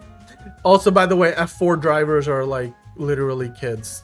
Like, they're actually making an F4 movie. F4 is like the 4th tier of Formula racing. But anyway, moving on.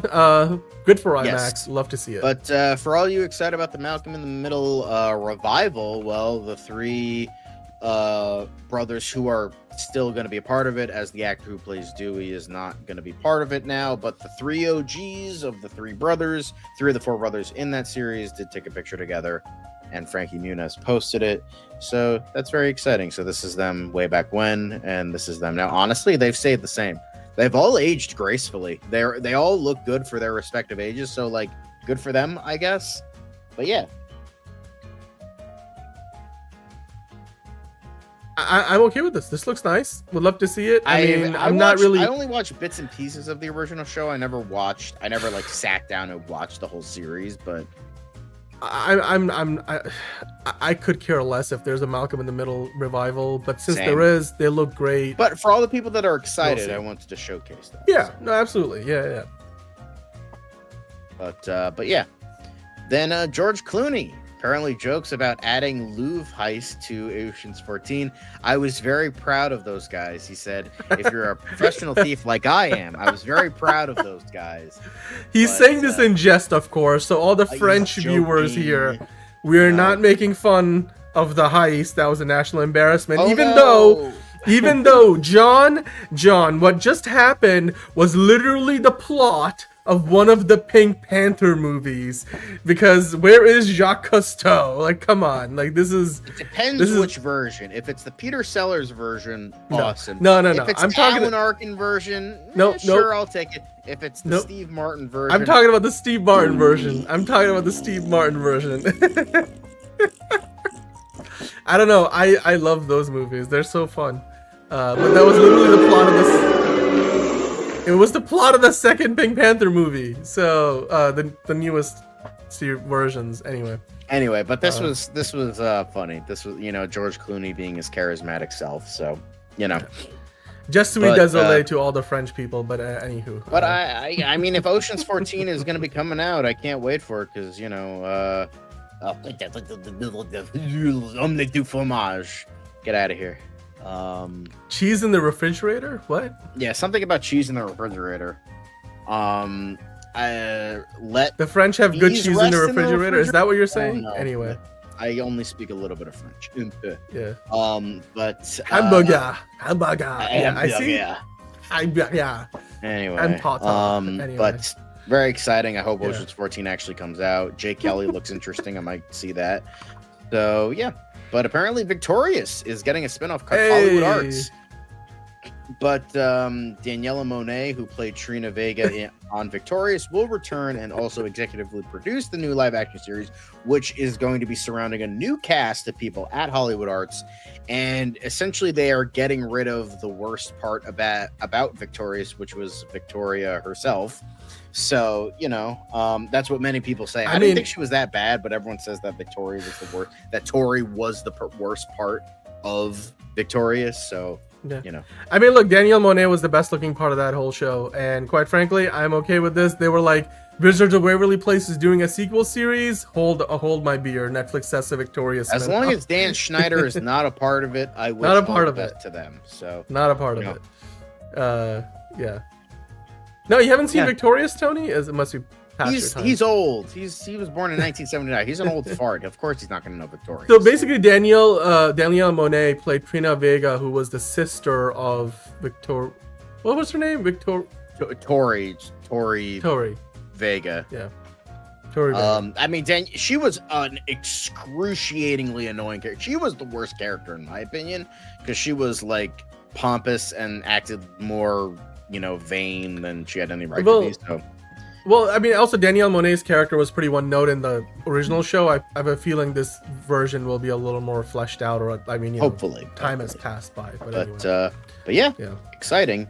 Even more exciting. Apparently, Jacob Elordi's complete creature transformation officially unveiled, and he's looking pretty accurate to the original novel.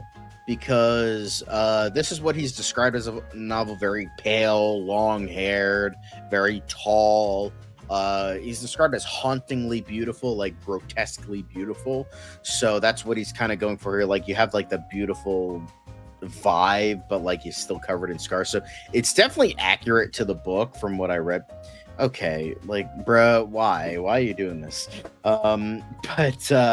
Yeah, same with Enterprising. I can't wait to see it. Jacob Elordi. I'm still a little dodgy about it because, Jacob Elordi. But I'm still excited to see this because you got Christoph Waltz, you have Mia Goth, and you have Oscar Isaac. Boom, boom, boom. And Guillermo del Toro directing. So as long as it's better than the god-awful Kenneth Branagh movie, then we're in for a treat. Now, the final quick hit, apparently in regards to Jennifer's Body. Apparently, director Karen Kusuma confirmed sequel is in the works. But will Megan Fox return? I don't know. I don't know, considering she fucking died in the last one. Spoiler alert for a fucking nearly 20-year-old movie, but considering I didn't like the original movie, I don't like Diablo Cody as a writer. I'm probably gonna skip this one. So yeah. We'll see. We shall see. I mean, it's also she doesn't. I mean, Jennifer's Body doesn't look the same. And I'm talking about Megan Fox. She's had so much work done. It would be one of those movies where you're like have a legacy movie sequel, and then the people look different. Gigantic cult hit in feminist circles. So that's why people are now, it's a cult hit. Let's make a sequel now. That's the kind of the thing now. So so yeah. Diablo Cody's newest movie with Lisa Frankenstein. It was a really good movie, like directorial wise. Zelda Williams did a good job on her debut, but writing wise, that movie was garbage. So it was like kind of like good, but could have been better. So yeah. But that's it for quick hits, guys. No more quick hits. We're done. Bye. Sorry. For shame. But thanks for watching this side of the news. We're going to be getting a DCU Daily now, hopefully a little bit quicker, but we do have a lot of we got a lot of Threads links because James Gunn was giving us all sorts of info. So let's get into that side. We're going to talk about it hopefully quickly, and then we can get into Fancast Friday. because I have a lot to say about that. So we'll get into that. Let's roll the clip and roll the intro and have a good old time with this one. It's another project that's been blessed from the beginning. There's the shot right there. That. Okay, we don't need to see right there. Hey, buddy, eyes up here. Now you want to get nuts? Let's get nuts. Here we go. Victory mine. Ask me how am I doing? I'm telling you, really, I'm doing sublime. I never wait in the stewardess line. I just go do it. I'm moving my time. Really had nothing to do with it. How am I moving? I'm moving like you want to shine. Follow my lead. Don't listen to lies. I had to put me all on the line. That's why I know that victory's mine. I prefer Jared Leto. Hunka hunka!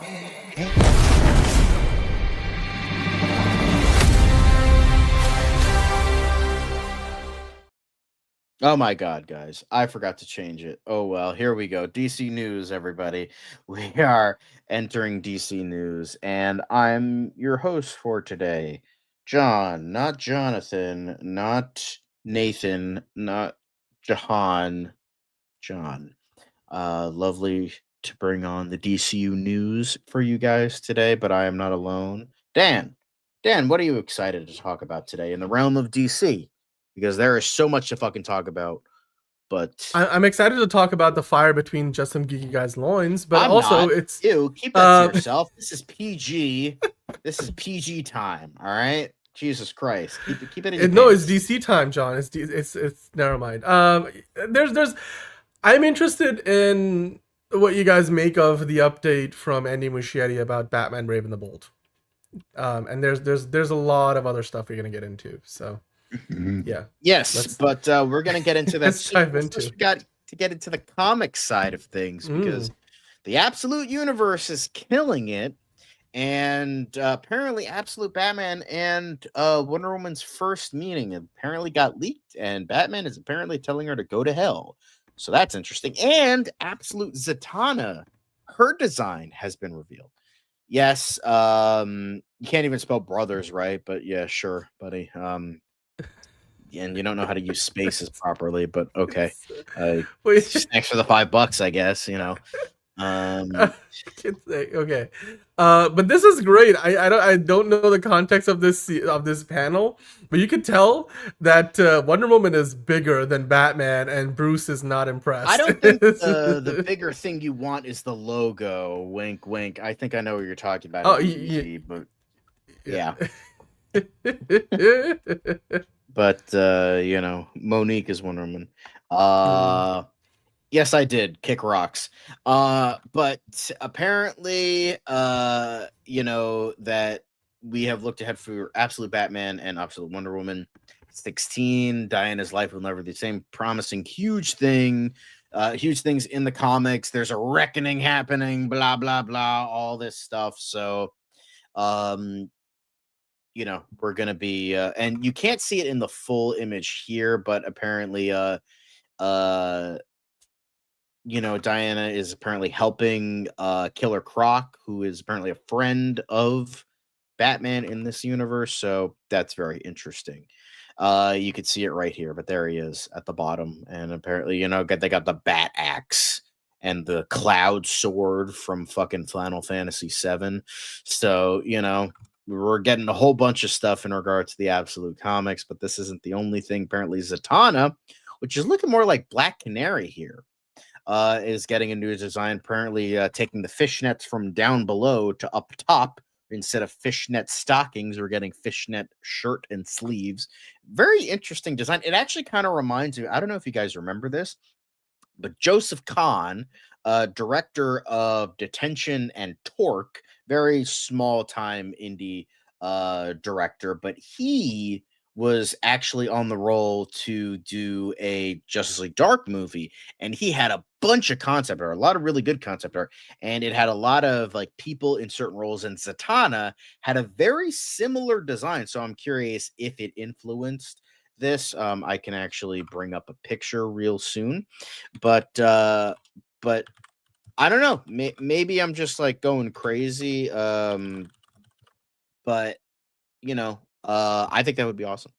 But I think this is awesome. I think this is definitely pretty cool. Again, I don't know if I'm actually going to actually read this or not, but maybe if it like is taking a lot of strides. But this is what I was talking about. Was this the vibe is kind of similar a little bit. Like you can kind of see like maybe the possible influence. You got the leather jacket, you got the fishnets like stuff, and it's kind of like a punk rocker kind of vibe. So I could definitely Ironclad did the concept art, the people who have done many costumes in the DC universe. So well, they already made Absolute Flash. It was Wally West. He had already lost Barry Allen, I think, and got his powers like I think a little bit older. So, kind of looks, yeah, I can kind of see that. It does kind of look like Death from the original Sandman. Very goth goodness. Yes, very much so. But very cool if you guys are interested in reading this sort of thing. I don't think so. Diana is going to be confronting Zatanna. The season of the Witch arc begins here, so we're going to be seeing Zatanna in Wonder Woman soon. And it's going to be pretty cool. So if you're reading this, then awesome, great. But she is indeed a punk rocker. Yes, she is. But this isn't the only thing that we have for you guys today. Obviously, we did touch upon Aaron Pierre. He was discussing lanterns, and he had even more to say in regards to the show. And gives us a few notes. He said, we recently wrapped lanterns, which is different from the stuff he was saying like a week or two ago when he was saying we were still at the tail end of it. So now it's clear that lanterns has fully wrapped. They are done as of this post, which was October 21st, which was a couple days ago. So we recently wrapped lanterns. It was an enormous shoot. It was a grand scale in every sense of the word. And again, I've just been so fortunate. When I have interviews like this, it encourages me to reflect. I've been so fortunate to be surrounded by extraordinary collaborators, directors, and crew and cast, and just people who care, people who are fundamentally grateful, people who want to put the best work out that they physically can. I don't know if I could say that about Tom King, but we're all very proud of this and very excited. It's been a long time coming for many fans and supporters, and I truly hope with all my heart that we make everybody proud and we make everybody thrilled that we did this, because we're thrilled and we're very proud. So yeah, good for him. And this isn't the official logo or anything, but I am excited for it. I'm excited for Aaron Pierre in said role. So I think this is Swole Woman and Hambat. Yeah, very much so. But I'm not terribly excited because Tom King and Damon Lindelof, but I do hope it is in fact good. But this isn't the only DCU news that we have for you today outside of the big stuff that James Gunn was teasing. But Andy Muschietti had something big in regards to Brave and the Bold, even though people are still clamoring for Robert Pattinson to be the DCU Batman. Well, Andy Muschietti is still putting that shit to rest. So he had this to say in regards to the upcoming Brave and the Bold film. So during a new interview with Variety, the film's director Andy Muschietti and his sister/producer Barbara Muschietti were asked about any updates for their Batman reboot. Well, his sibling said the intention is yes, but we can't talk about it regarding the movie still happening. Andy Muschietti said we have to wait a couple of months to start talking about it. However, that comment alone made him realize that I screwed it already, as the reboot was revealed on January 31st, 2023 by DC Studios. Muschietti was tapped to helm The Brave and the Bold on June 15th, 2023, only a month before his Flash movie was released in theaters. So we'll see if Andy Muschietti can, make The Dark Knight proud, because God knows he didn't make The Scarlet Speedster proud. So, better not. I'd call Pennywise. I'd call him fucking rein his ass in, but I hope that he's not a one-trick pony. He's not one fluke, because he directed his debut was a pretty mediocre film with Mama, or that was like okay at best. It was phenomenal, but I feel like a lot of the greatness was the residual aspects from what Cary Fukunaga did with that movie, with that script, because I read the Cary Fukunaga script, the second draft of his script really good. Has a couple problems, but overall a really great script. So I feel like that's the reason why the first movie was so good. It Chapter 2 was fully Andy Muschietti and his weird brainchild, and a lot of people hated that movie. So, that could definitely be the case.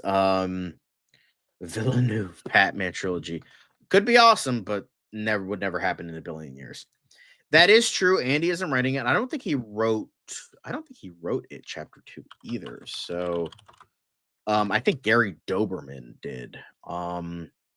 But it was just Gary. Gary Doberman's actually a pretty good writer. He's written good things for even DC in the past with Swamp Thing. He was a producer on that. I think he wrote a couple episodes.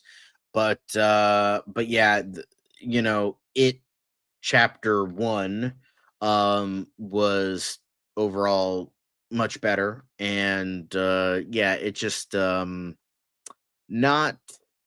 but because the thing is, the screenplay, Chase Palmer, Cary Fukunaga got credited for the screenplay, and Gary Doberman was the only one who wrote Chapter 2. So I don't know.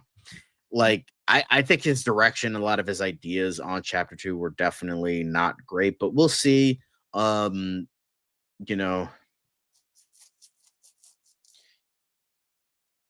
mean, the reason Christopher Nolan said no was because he wasn't going to get Final Cut. I mean, no director has ever gotten Final Cut with Bond, so he never wanted to do that, so he wasn't going to compromise his vision. So,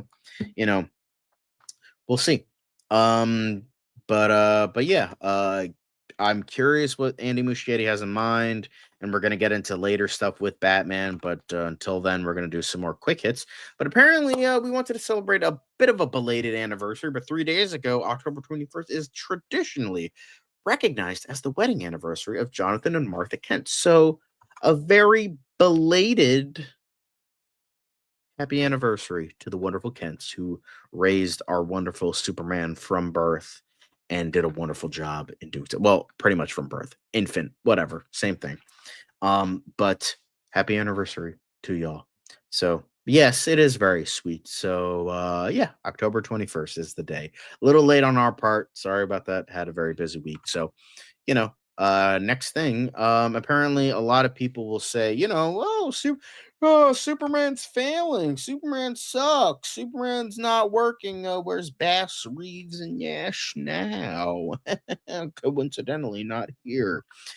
So, James Gunn's Superman rockets up to number 2 of Nielsen's streaming movies this week. So, Superman's still on top. Maybe not the highest top because K-Pop Demon Hunters is still killing it. So I think a silver medal is pretty damn good. But take the W. We will definitely take this W. Here you go. Silver medal still pretty damn good. Yes, happy anniversary. But this is nice to see. But however, not the end of Superman news because these are kind of quick hits. We didn't put the quick hits banner up, but we're gonna try and keep this quick.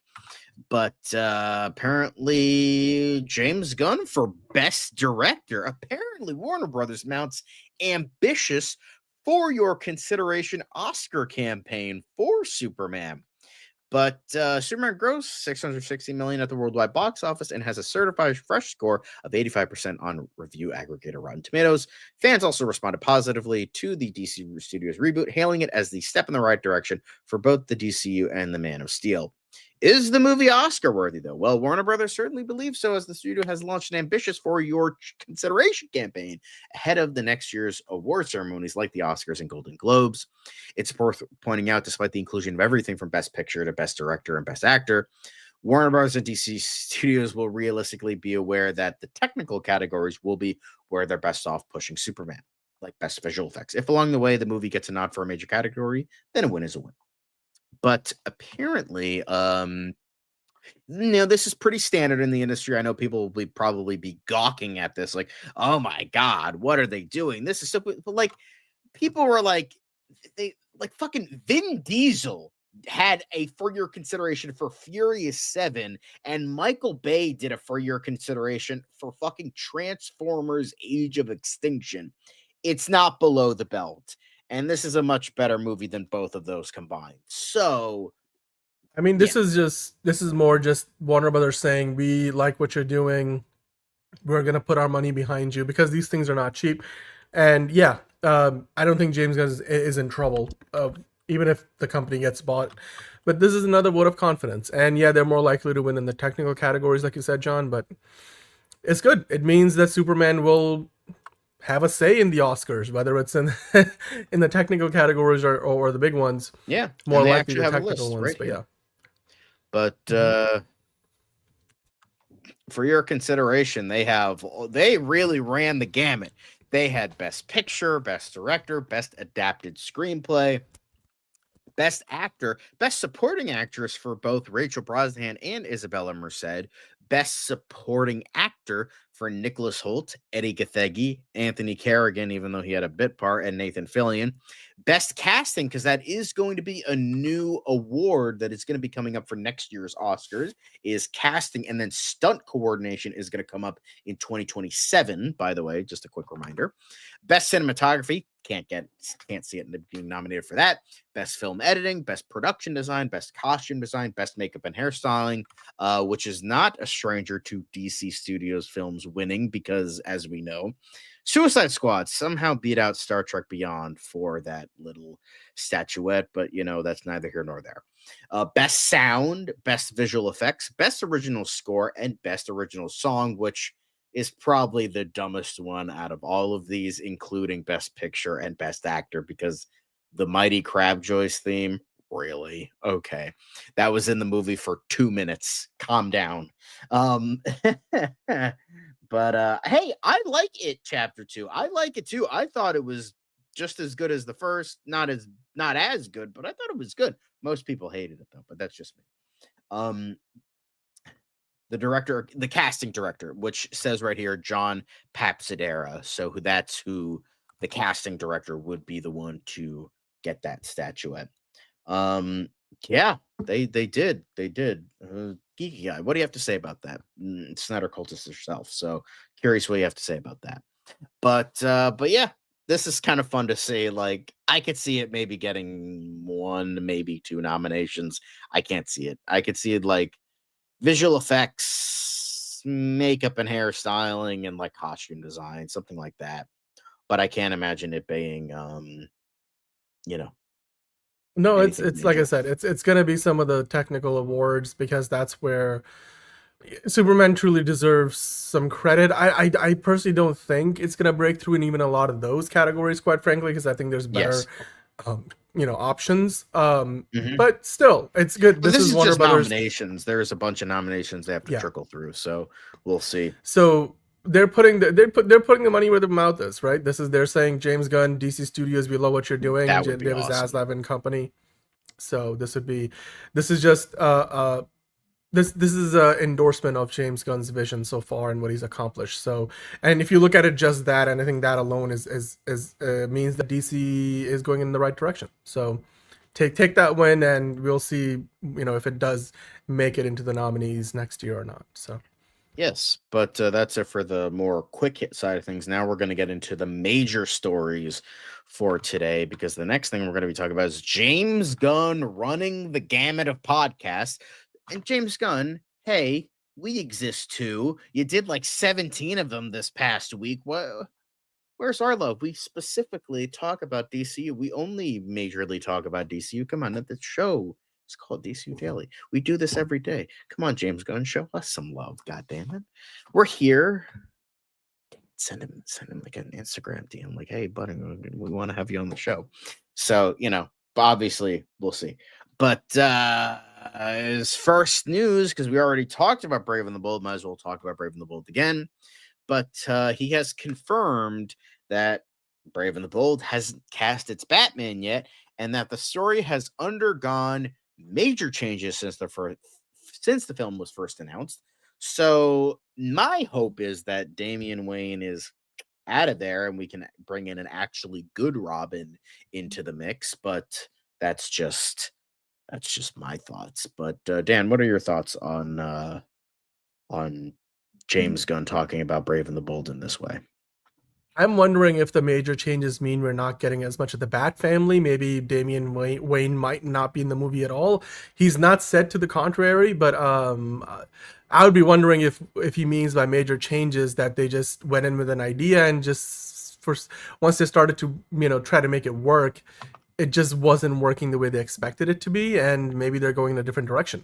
Like, it's still called The Brave and the Bold, but The Brave and the Bold doesn't mean you need to have Damian Wayne. It could just be a different direction entirely. Or at the very least, they might not give us as much the Bat family, which again, they never told us we're going to have everybody or specific characters. It was just insinuated because we're getting Damian Wayne, which assumes we're at the very least getting like Nightwing, which to Tim be quite Drake, frank, I maybe feel like Batgirl. So honestly, if they start with Damian Wayne, you have already skipped a lot of potential characters and stories. Like, what? I never liked the idea of starting with a Batman that has already got Damian Wayne, because I just like with the DCEU, like even then I was like, why are we gonna retrospectively explore the Robins that Batman had? And not to mention, I mean, at the time it hadn't been done before in live action. Now it's been done. I mean, yes, it didn't really get to explore all the other Bat family characters in the DCEU, but I don't like the idea of an older Batman that's already got a kid, and then all of a sudden there's like 2 former Robins and a Batgirl running around. Like, it's a freaking cinematic universe. You can really build this up. Bat family. I want to see, because the thing I do too. I'm sick of fucking origin Batman. Say we will about Robert Pattinson. That was no. But I'm not saying it's the same thing. We've gotten the same thing over again. But the only thing that's different in regards to Robert Pattinson, we didn't see the origin this time. Whoop-de-fucking-do. We still got a Batman that was still early on in his career. I mean, I will be the first to say, I didn't like Zack Snyder's vision. I didn't like what he did with Batman by making him a Stone Cold Killer, but I will say one of the few things he did right is making him a veteran Batman. I want to see veteran Batman. I want to see Batman, maybe not like at 50, but maybe like at 40, maybe late 30s, because I'm sick of seeing early Batman this, early Batman that. We've covered this with Tim Burton, Christopher Nolan, and now Matt Reeves. I'm sick of it. I want to see an older Batman take care of this. Maybe not Damian Wayne levels, maybe Tim Drake levels. I'll settle for Tim Drake as Robin. He is the best Robin after all. So it would make sense to do something like that. Maybe not jump the gamut with Damian Wayne, but I want to see a correct like, no offense to Alicia Silverstone. She did what she tried. God knows everybody tried to make that movie good. Warner Brothers didn't, but everyone else tried and it failed miserably. But I want to see Batgirl. I want to see Dick Grayson as Nightwing. I want to see maybe Cassandra Cain at some point, or Harper Row at this point. Like, I'll fucking take it. I want to see the Bat family. I want to see these characters that have been tossed to the side way too many times appear in live action, and not them saying fuck Batman and like doing wheelchair fights. I want to see actually like these characters done well, done properly on the big screen. And that means an older Batman. And with that, I think older Batman can bring about some great storytelling material, especially with a, not totally grizzled, like, I'm gonna fucking have a machine gun mounted on my bat tank levels of Batman, but still something. But John, that's not what I'm saying. I'm not saying Titans always catching strays. I'm not saying we need like a 40s, 50s Batman, like in terms of his age. But you don't need. I'm also not asking for a year 2, year 3 Batman either. I'm like, let him be somebody who's been doing this for 5 to 10 years. But what I'm saying is, let's not skip the development of all those other Bat family characters and just get to the point where they already are there, because I think that dilutes the importance, the uniqueness of Batman. Because when you've already got 5 other people that are derivative characters of Batman running around in the DCU, I'm like, I don't want to see it becomes the whole thing of, But why didn't you call the rest of the Bat family Batman? Like, why is he fighting? Like, when he's going to be fighting the Joker, he's like, why don't you call the Nightwing? Why don't you call Batgirl to help you out? Where's Damian Wayne's Robin? There's going to be too many Bat family characters at every 7-Eleven in Gotham City. I would like for them to build up to it. I don't think that means we need to start Batman off in year 2, year 1, year 3. You could start a little bit further down the road, but I just don't want it to be that, all of a sudden there's 5 other Bat derivative characters that are already running around in this universe. It just, I get we don't need an origin story, but I also don't think we need to start, 10, 15, 20 years into Batman's career. That's all I'm saying. So, yeah. But, yeah. But that's neither here nor there. Who knows what this will bring us in the future? But James Gunn just said there were major story changes. The next thing he had to say, he did discuss Constantine 2 with Keanu Reeves, but he hasn't read a script. I've discussed it on and off. I discussed it with Keanu, but I have not read any script yet, which makes sense because I think they're still working on it. They have like a second draft rolling around. So, I think... yeah, exactly. Like getting the early stuff with the Robert Pattinson version, and then getting the later stuff with this version of Batman. But Constantine 2. So for all of you excited about Constantine 2 and Keanu, then I think this would be pretty awesome to see.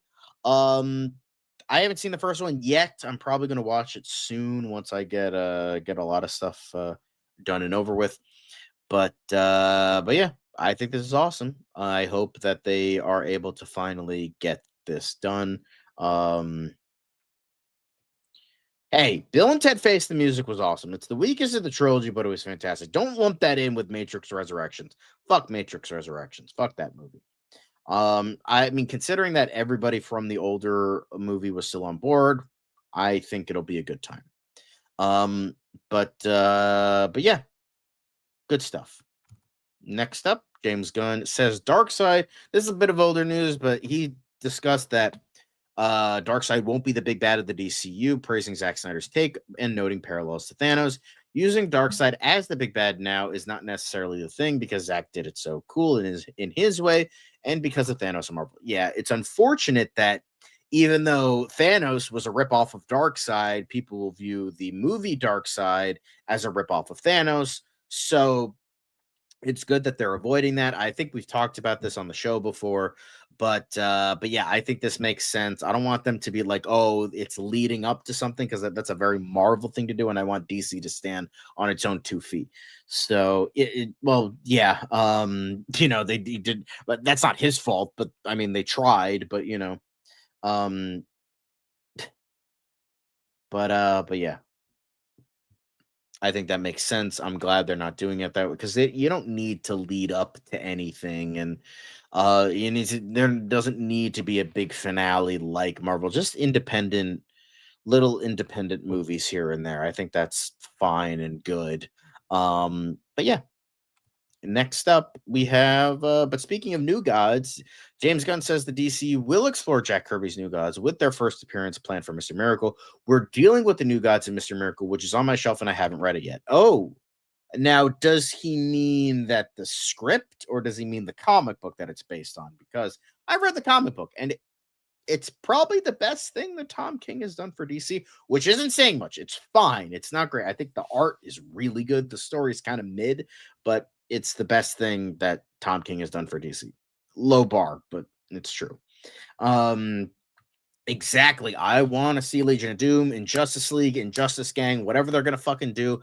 I want Legion of Doom or the DCU. That's the first thing I want to see the Justice League fight. It makes sense. Boom. Combination of everything. So, boom. There we go.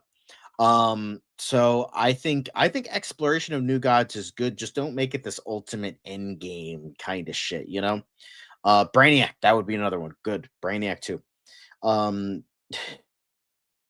Fucking Marvel ruins everything but getting their shit in first. I don't think it needs Darkseid. I mean, Darkseid would be cool to fight them at one point, but I think much later, and not be like the end game, because I think like the end game should be like Crisis on Infinite Earths, or them fighting Imperiex Prime. Imperiex Prime, I think, is an even bigger villain than Darkseid, because Imperial X Prime is literally the entirety of entropy in the universe. So like them fighting that would be like the biggest one. But that's just me. We did actually a fan casting a couple months ago. You can check out our fan cast there. We do fan casting Fridays every Friday, including today, where we are fan casting Freddy Krueger. So yeah, 100%. I'm exactly 10 to 15 years from now. That's when I'm cool with Darkseid. Love not seen it yet, but I'll take your word for it. I think this is cool to see. I don't mind New Gods as long as they don't do what they did in like the DC AMU or Zack Snyder's Justice League. As long as they don't do that, I think we're golden. We'll see. I mean, MCU got there, but we'll see if after this whole merger business is done and over with, if DC Studios stays the thing with Warner Brothers, whoever is going to end up buying them. Yeah, I think pretty much all Brainiac talk went by the wayside after the whole Salvation thing. But man can dream. Anyway, moving on to the next thing. But James Gunn has confirmed that the Batman Arkham TV series is officially dead. Originally planned to be produced by Matt Reeves, the project just didn't work. Gunn said, meaning no one is currently developing it for the MCU. So originally what happened is they greenlit 2 spin-offs of the Batman Epic Crime Saga. Originally it was the Penguin and then one other show. Originally it was Gotham Central, but then it became Arkham, and they were developing that, but they kind of kept Gotham Central in the background, so I don't know if that's still happening. But eventually they were just working on Arkham, but we didn't hear anything about it. It was kind of just like, oh, we're kind of sort of working on it. We'll see if it works. And then now we have heard that Arkham is officially dead and it is not happening. I think I'm okay with 5. Okay.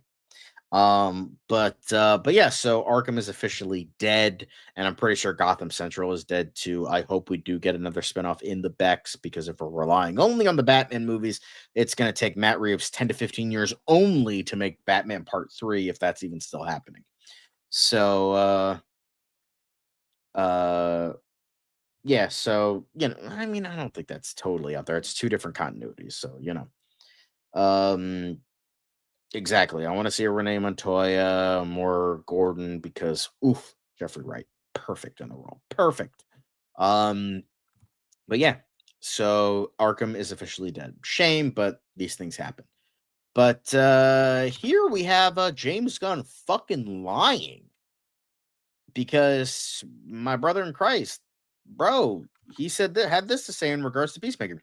2 days before the episode came out, I saw a bunch of people saying, what's the big cameo going to be? I was like, what do you mean the big cameo? The cameo was Lex Luthor. That's the biggest actor we have. Motherfucker, that's not what you fucking said. You are backpedaling, because you said out of your own goddamn lips that outside of Lex Luthor, there was going to be a big cameo. And now you're backpedaling. Bullshit, James Gunn. I say bullshit, because it was confirmed from your mouth that we're going to get a big cameo. Lex Luthor came out. Oh, that was the big cameo. And then you said, oh, there's going to be another cameo in the finale that's bigger than Lex Luthor. And we got nothing. I mean, Salvation could have been that cameo, but I feel like that's a bunch of bullshit. Exactly. Gunn is backpedaling. He is majorly Deadpool. Yeah, honestly, that could have been a big cameo, but that never happened. I don't think that was ever going to happen. So, yeah, obviously that it could come up in the future. Who knows? But yeah, I think this is definitely a big proponent of James Gunn backpedaling, unfortunately. But, we'll see, because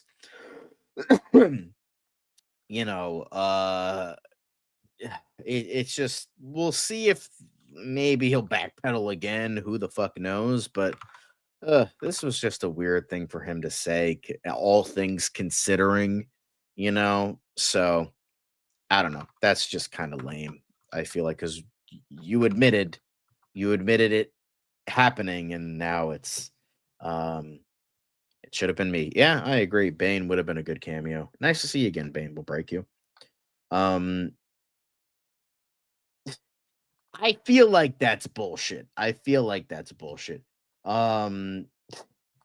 the dementia is kicking in there, Jamesy, but that's right. That's right, Jay. Anyway, but yes, oh shit, it is indeed Bane. Hide your backs. But hide your backs indeed. That's funny. But this isn't the last news that we have. We got a lot more news, but James Gunn on if Ultraman could be in the dimension where Salvation is. He could be, but that would be quite a huge coincidence. Yeah. No lies, but bullshit. Yeah, I think. Oh, thank you, Aces of Movies. I hope you like, comment, and subscribe because we have more of this usually every weekday. So, yes, this is very interesting. If you tell the truth, you never have to worry about your lives. But yeah, I don't think he got sent to the Salvation dimension because although he does confirm that Salvation is another dimension and not an alien planet, so that's interesting. But it would be quite the huge coincidence. I don't think Ultraman / Bizarro was sent here. So yeah, I think he got either is dead or sent somewhere else if they want to backpedal. So that's that's interesting. But next up, James Gunn on if there are plans for another DCU slate or Comic-Con reveals. He had this to say in regards to the slate. You could see these a lot better. I think it's case by case basis. It just depends on the situation. Sometimes you really benefit from going to Comic-Con and spending millions of dollars and selling an idea, especially when you have a great trailer. However, but other times I post a picture of the cover of a screenplay on Instagram for $0, and it is equally effective. It gets just as much press. I kind of agree with him on this because the man, like literally anything this motherfucker spews, it gets put on headlines for at least a day or two, maybe even 3.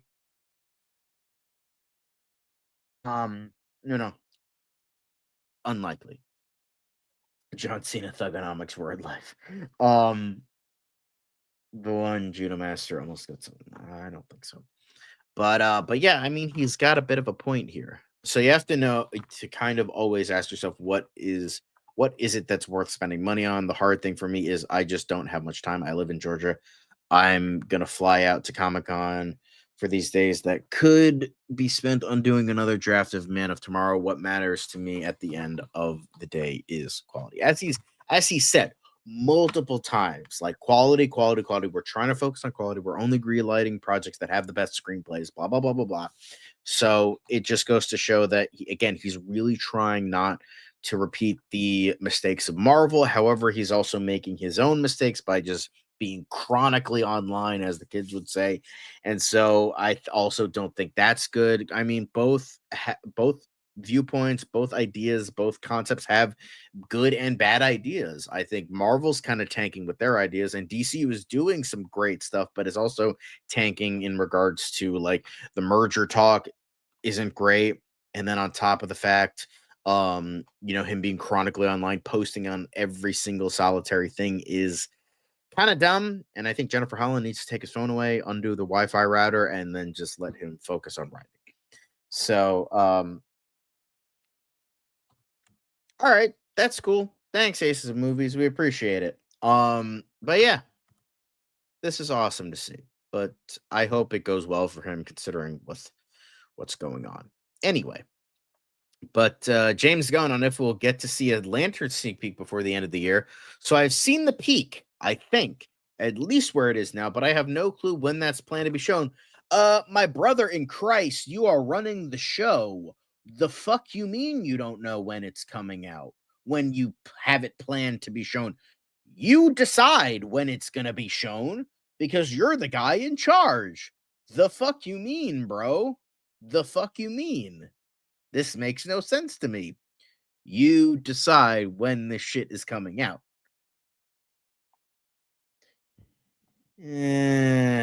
I still think it's sus. Yeah, I do agree. That was pretty great. But he is being a coy little motherfucker. But as we all know, James Gunn loves being a little fucking cock tease. So, you know, he's just being bobbing and weaving, you know, news. So, but that's neither here nor there. So, but yeah, just a little suspicious, but if it is more of an HBO Max decision, then I understand, because that's not under his umbrella. But I feel like he should have more say than, I don't know what they're doing, you know.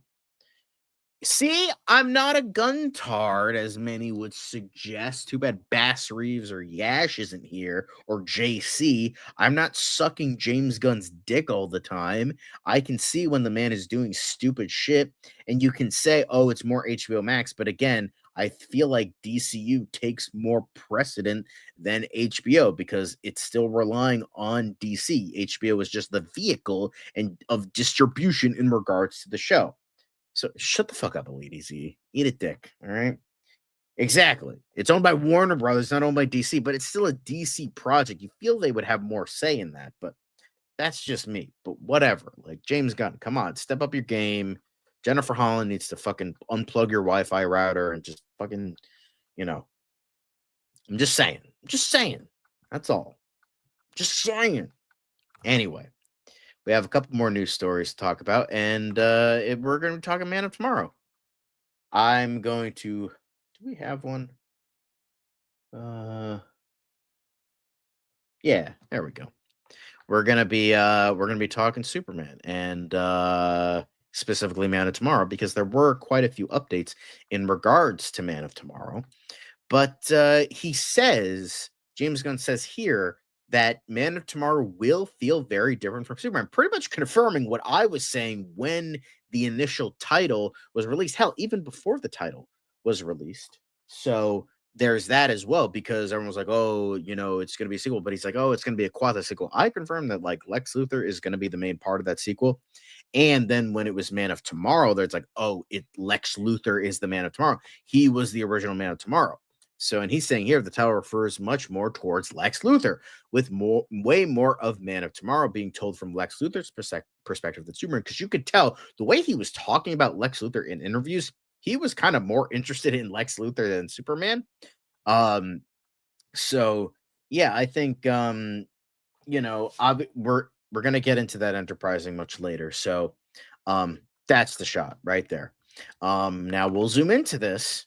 And we got a bit of a bulge there, but I think it makes sense that Lex Luthor, we have, you know, Superman, his story, and now we have Lex Luthor's story. How I don't think we're going to get like an origin story or anything, but we're going to be getting more interesting things with Lex Luthor. You have Nicholas Hoult, fucking take advantage of that. The man is one of the best actors working today. So, you know, I think I think that's great to see. And the thing is, I don't remember what, you know, iteration this was, but there was one person there. I remember a Lex Luthor saying, I was the Man of Tomorrow, not him. I forget. I don't know if it was Jesse Eisenberg or he's holding a screwdriver, because you could see in the full image that there's screws on the ground, like implying that he unscrewed some of Lex Luthor's suit. So, so there's that. So I don't know. I just feel like, you know, I feel like this was very obvious in regards to Man of Tomorrow, because Lex Luthor was the original Man of Tomorrow before Superman came in, because he was ushering in tomorrow today. That's who Lex Luthor was before Superman came in and quote unquote ruined it by being this moral high ground. And, you know, his jealousy, you know, his words like fueling him, being his calling to destroy him, being the ultimate hater. You know. I don't think that's all that, because the thing is, purgatory is like a place out of time. It was a place where like a bunch of multiversal characters go in. It's like limbo, it's purgatory. This is like an alien dimension that still exists within the world of the multiverse. It's just not Earth, so I think that's one of the comics Nick read for the part. Yeah. Was Lex Luthor. It's gone. It's been said many times. But I forget what the name always changes. I've seen it's Luthor. I've seen Lex Luthor, the Man of Steel. I think the version I have is just called Luthor, Man of Steel. But it's gone through a lot of it's gone through a lot of titles. So but I know exactly what comic you're talking about. That's the one where Hope comes in, which was definitely seems like a inspiration for this version of the Engineer, because the design is almost strikingly similar.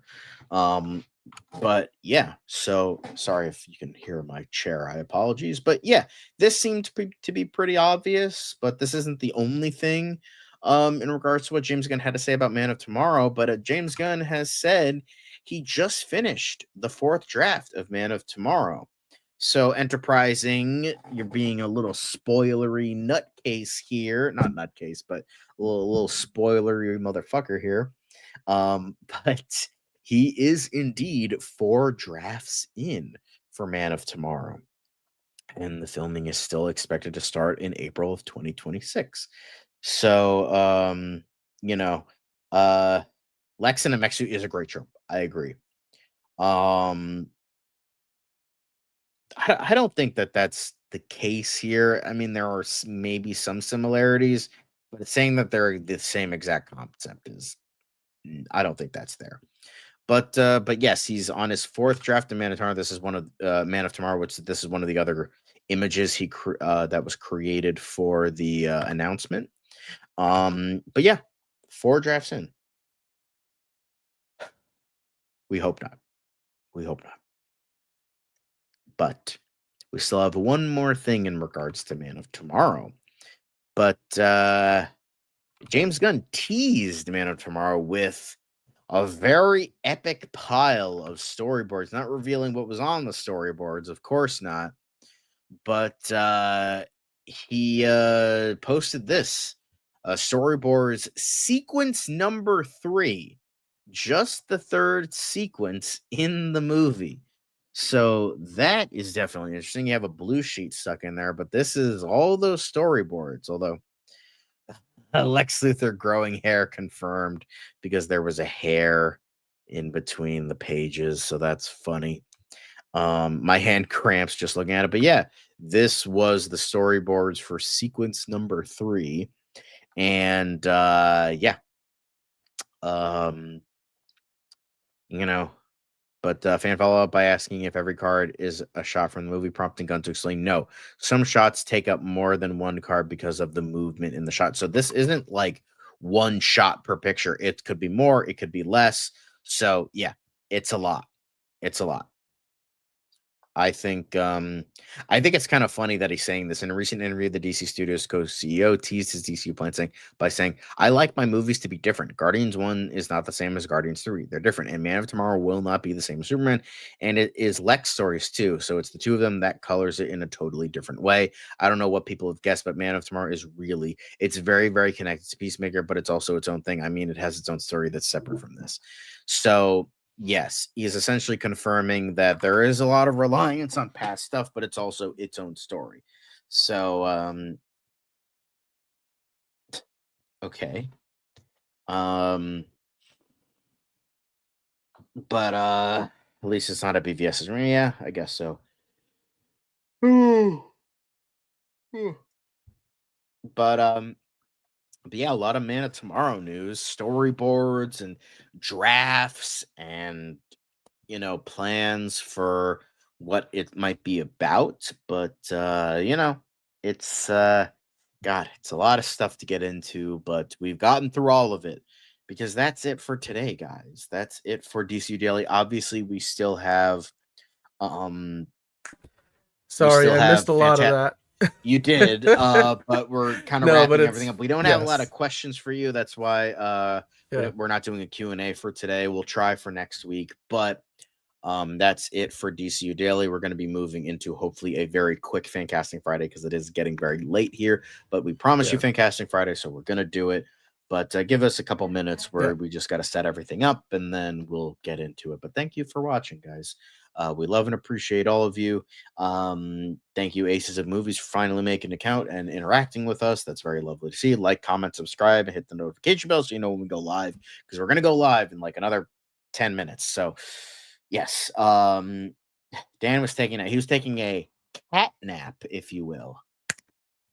Is that a play on catnip? Because anyway, okay. No, catnip. By the way, just to answer the, I think President Lex Luthor might be a direction they're going in. It's not gonna happen in the next movie. But anyway, we'll see. I mean, James Gunn is very meticulous with his storyboards. That's interesting. You're usually breaking them, so you know. Yeah. Yep. Hype. Let's get into the Freddy Krueger fan casting. Yes, Freddy Krueger fan casting, but not right now. Obviously, we have good idea, by the way. Acres of Movies. We did a fan casting Friday on that one too, so you can go back and watch that one. But still, we appreciate your love for our show, and we're glad you're leaving comments. Got to get that algorithm going. But that's neither here nor there. Let's get into Fancast Friday. But for now, we'll see you all later, as it is now blessed at the end of DCU Daily. It's another project that's been blessed from the beginning. There's the shot right there. That. Okay, we don't need to see. Right there. Hey, buddy. Eyes up here. Now you want to get nuts? Let's get nuts. Here we go. Victory mine. Ask me how am I doing? I'm telling you, really, I'm doing sublime. I never wait in a stewardess line. I just go do it. I'm moving my time. Really had nothing to do with it. How am I moving? I'm moving like you want to shine. Follow my lead. Don't listen to lies. I had to put me all on the line. That's why I know that victory's mine. I prefer Jared Leto. Hunka.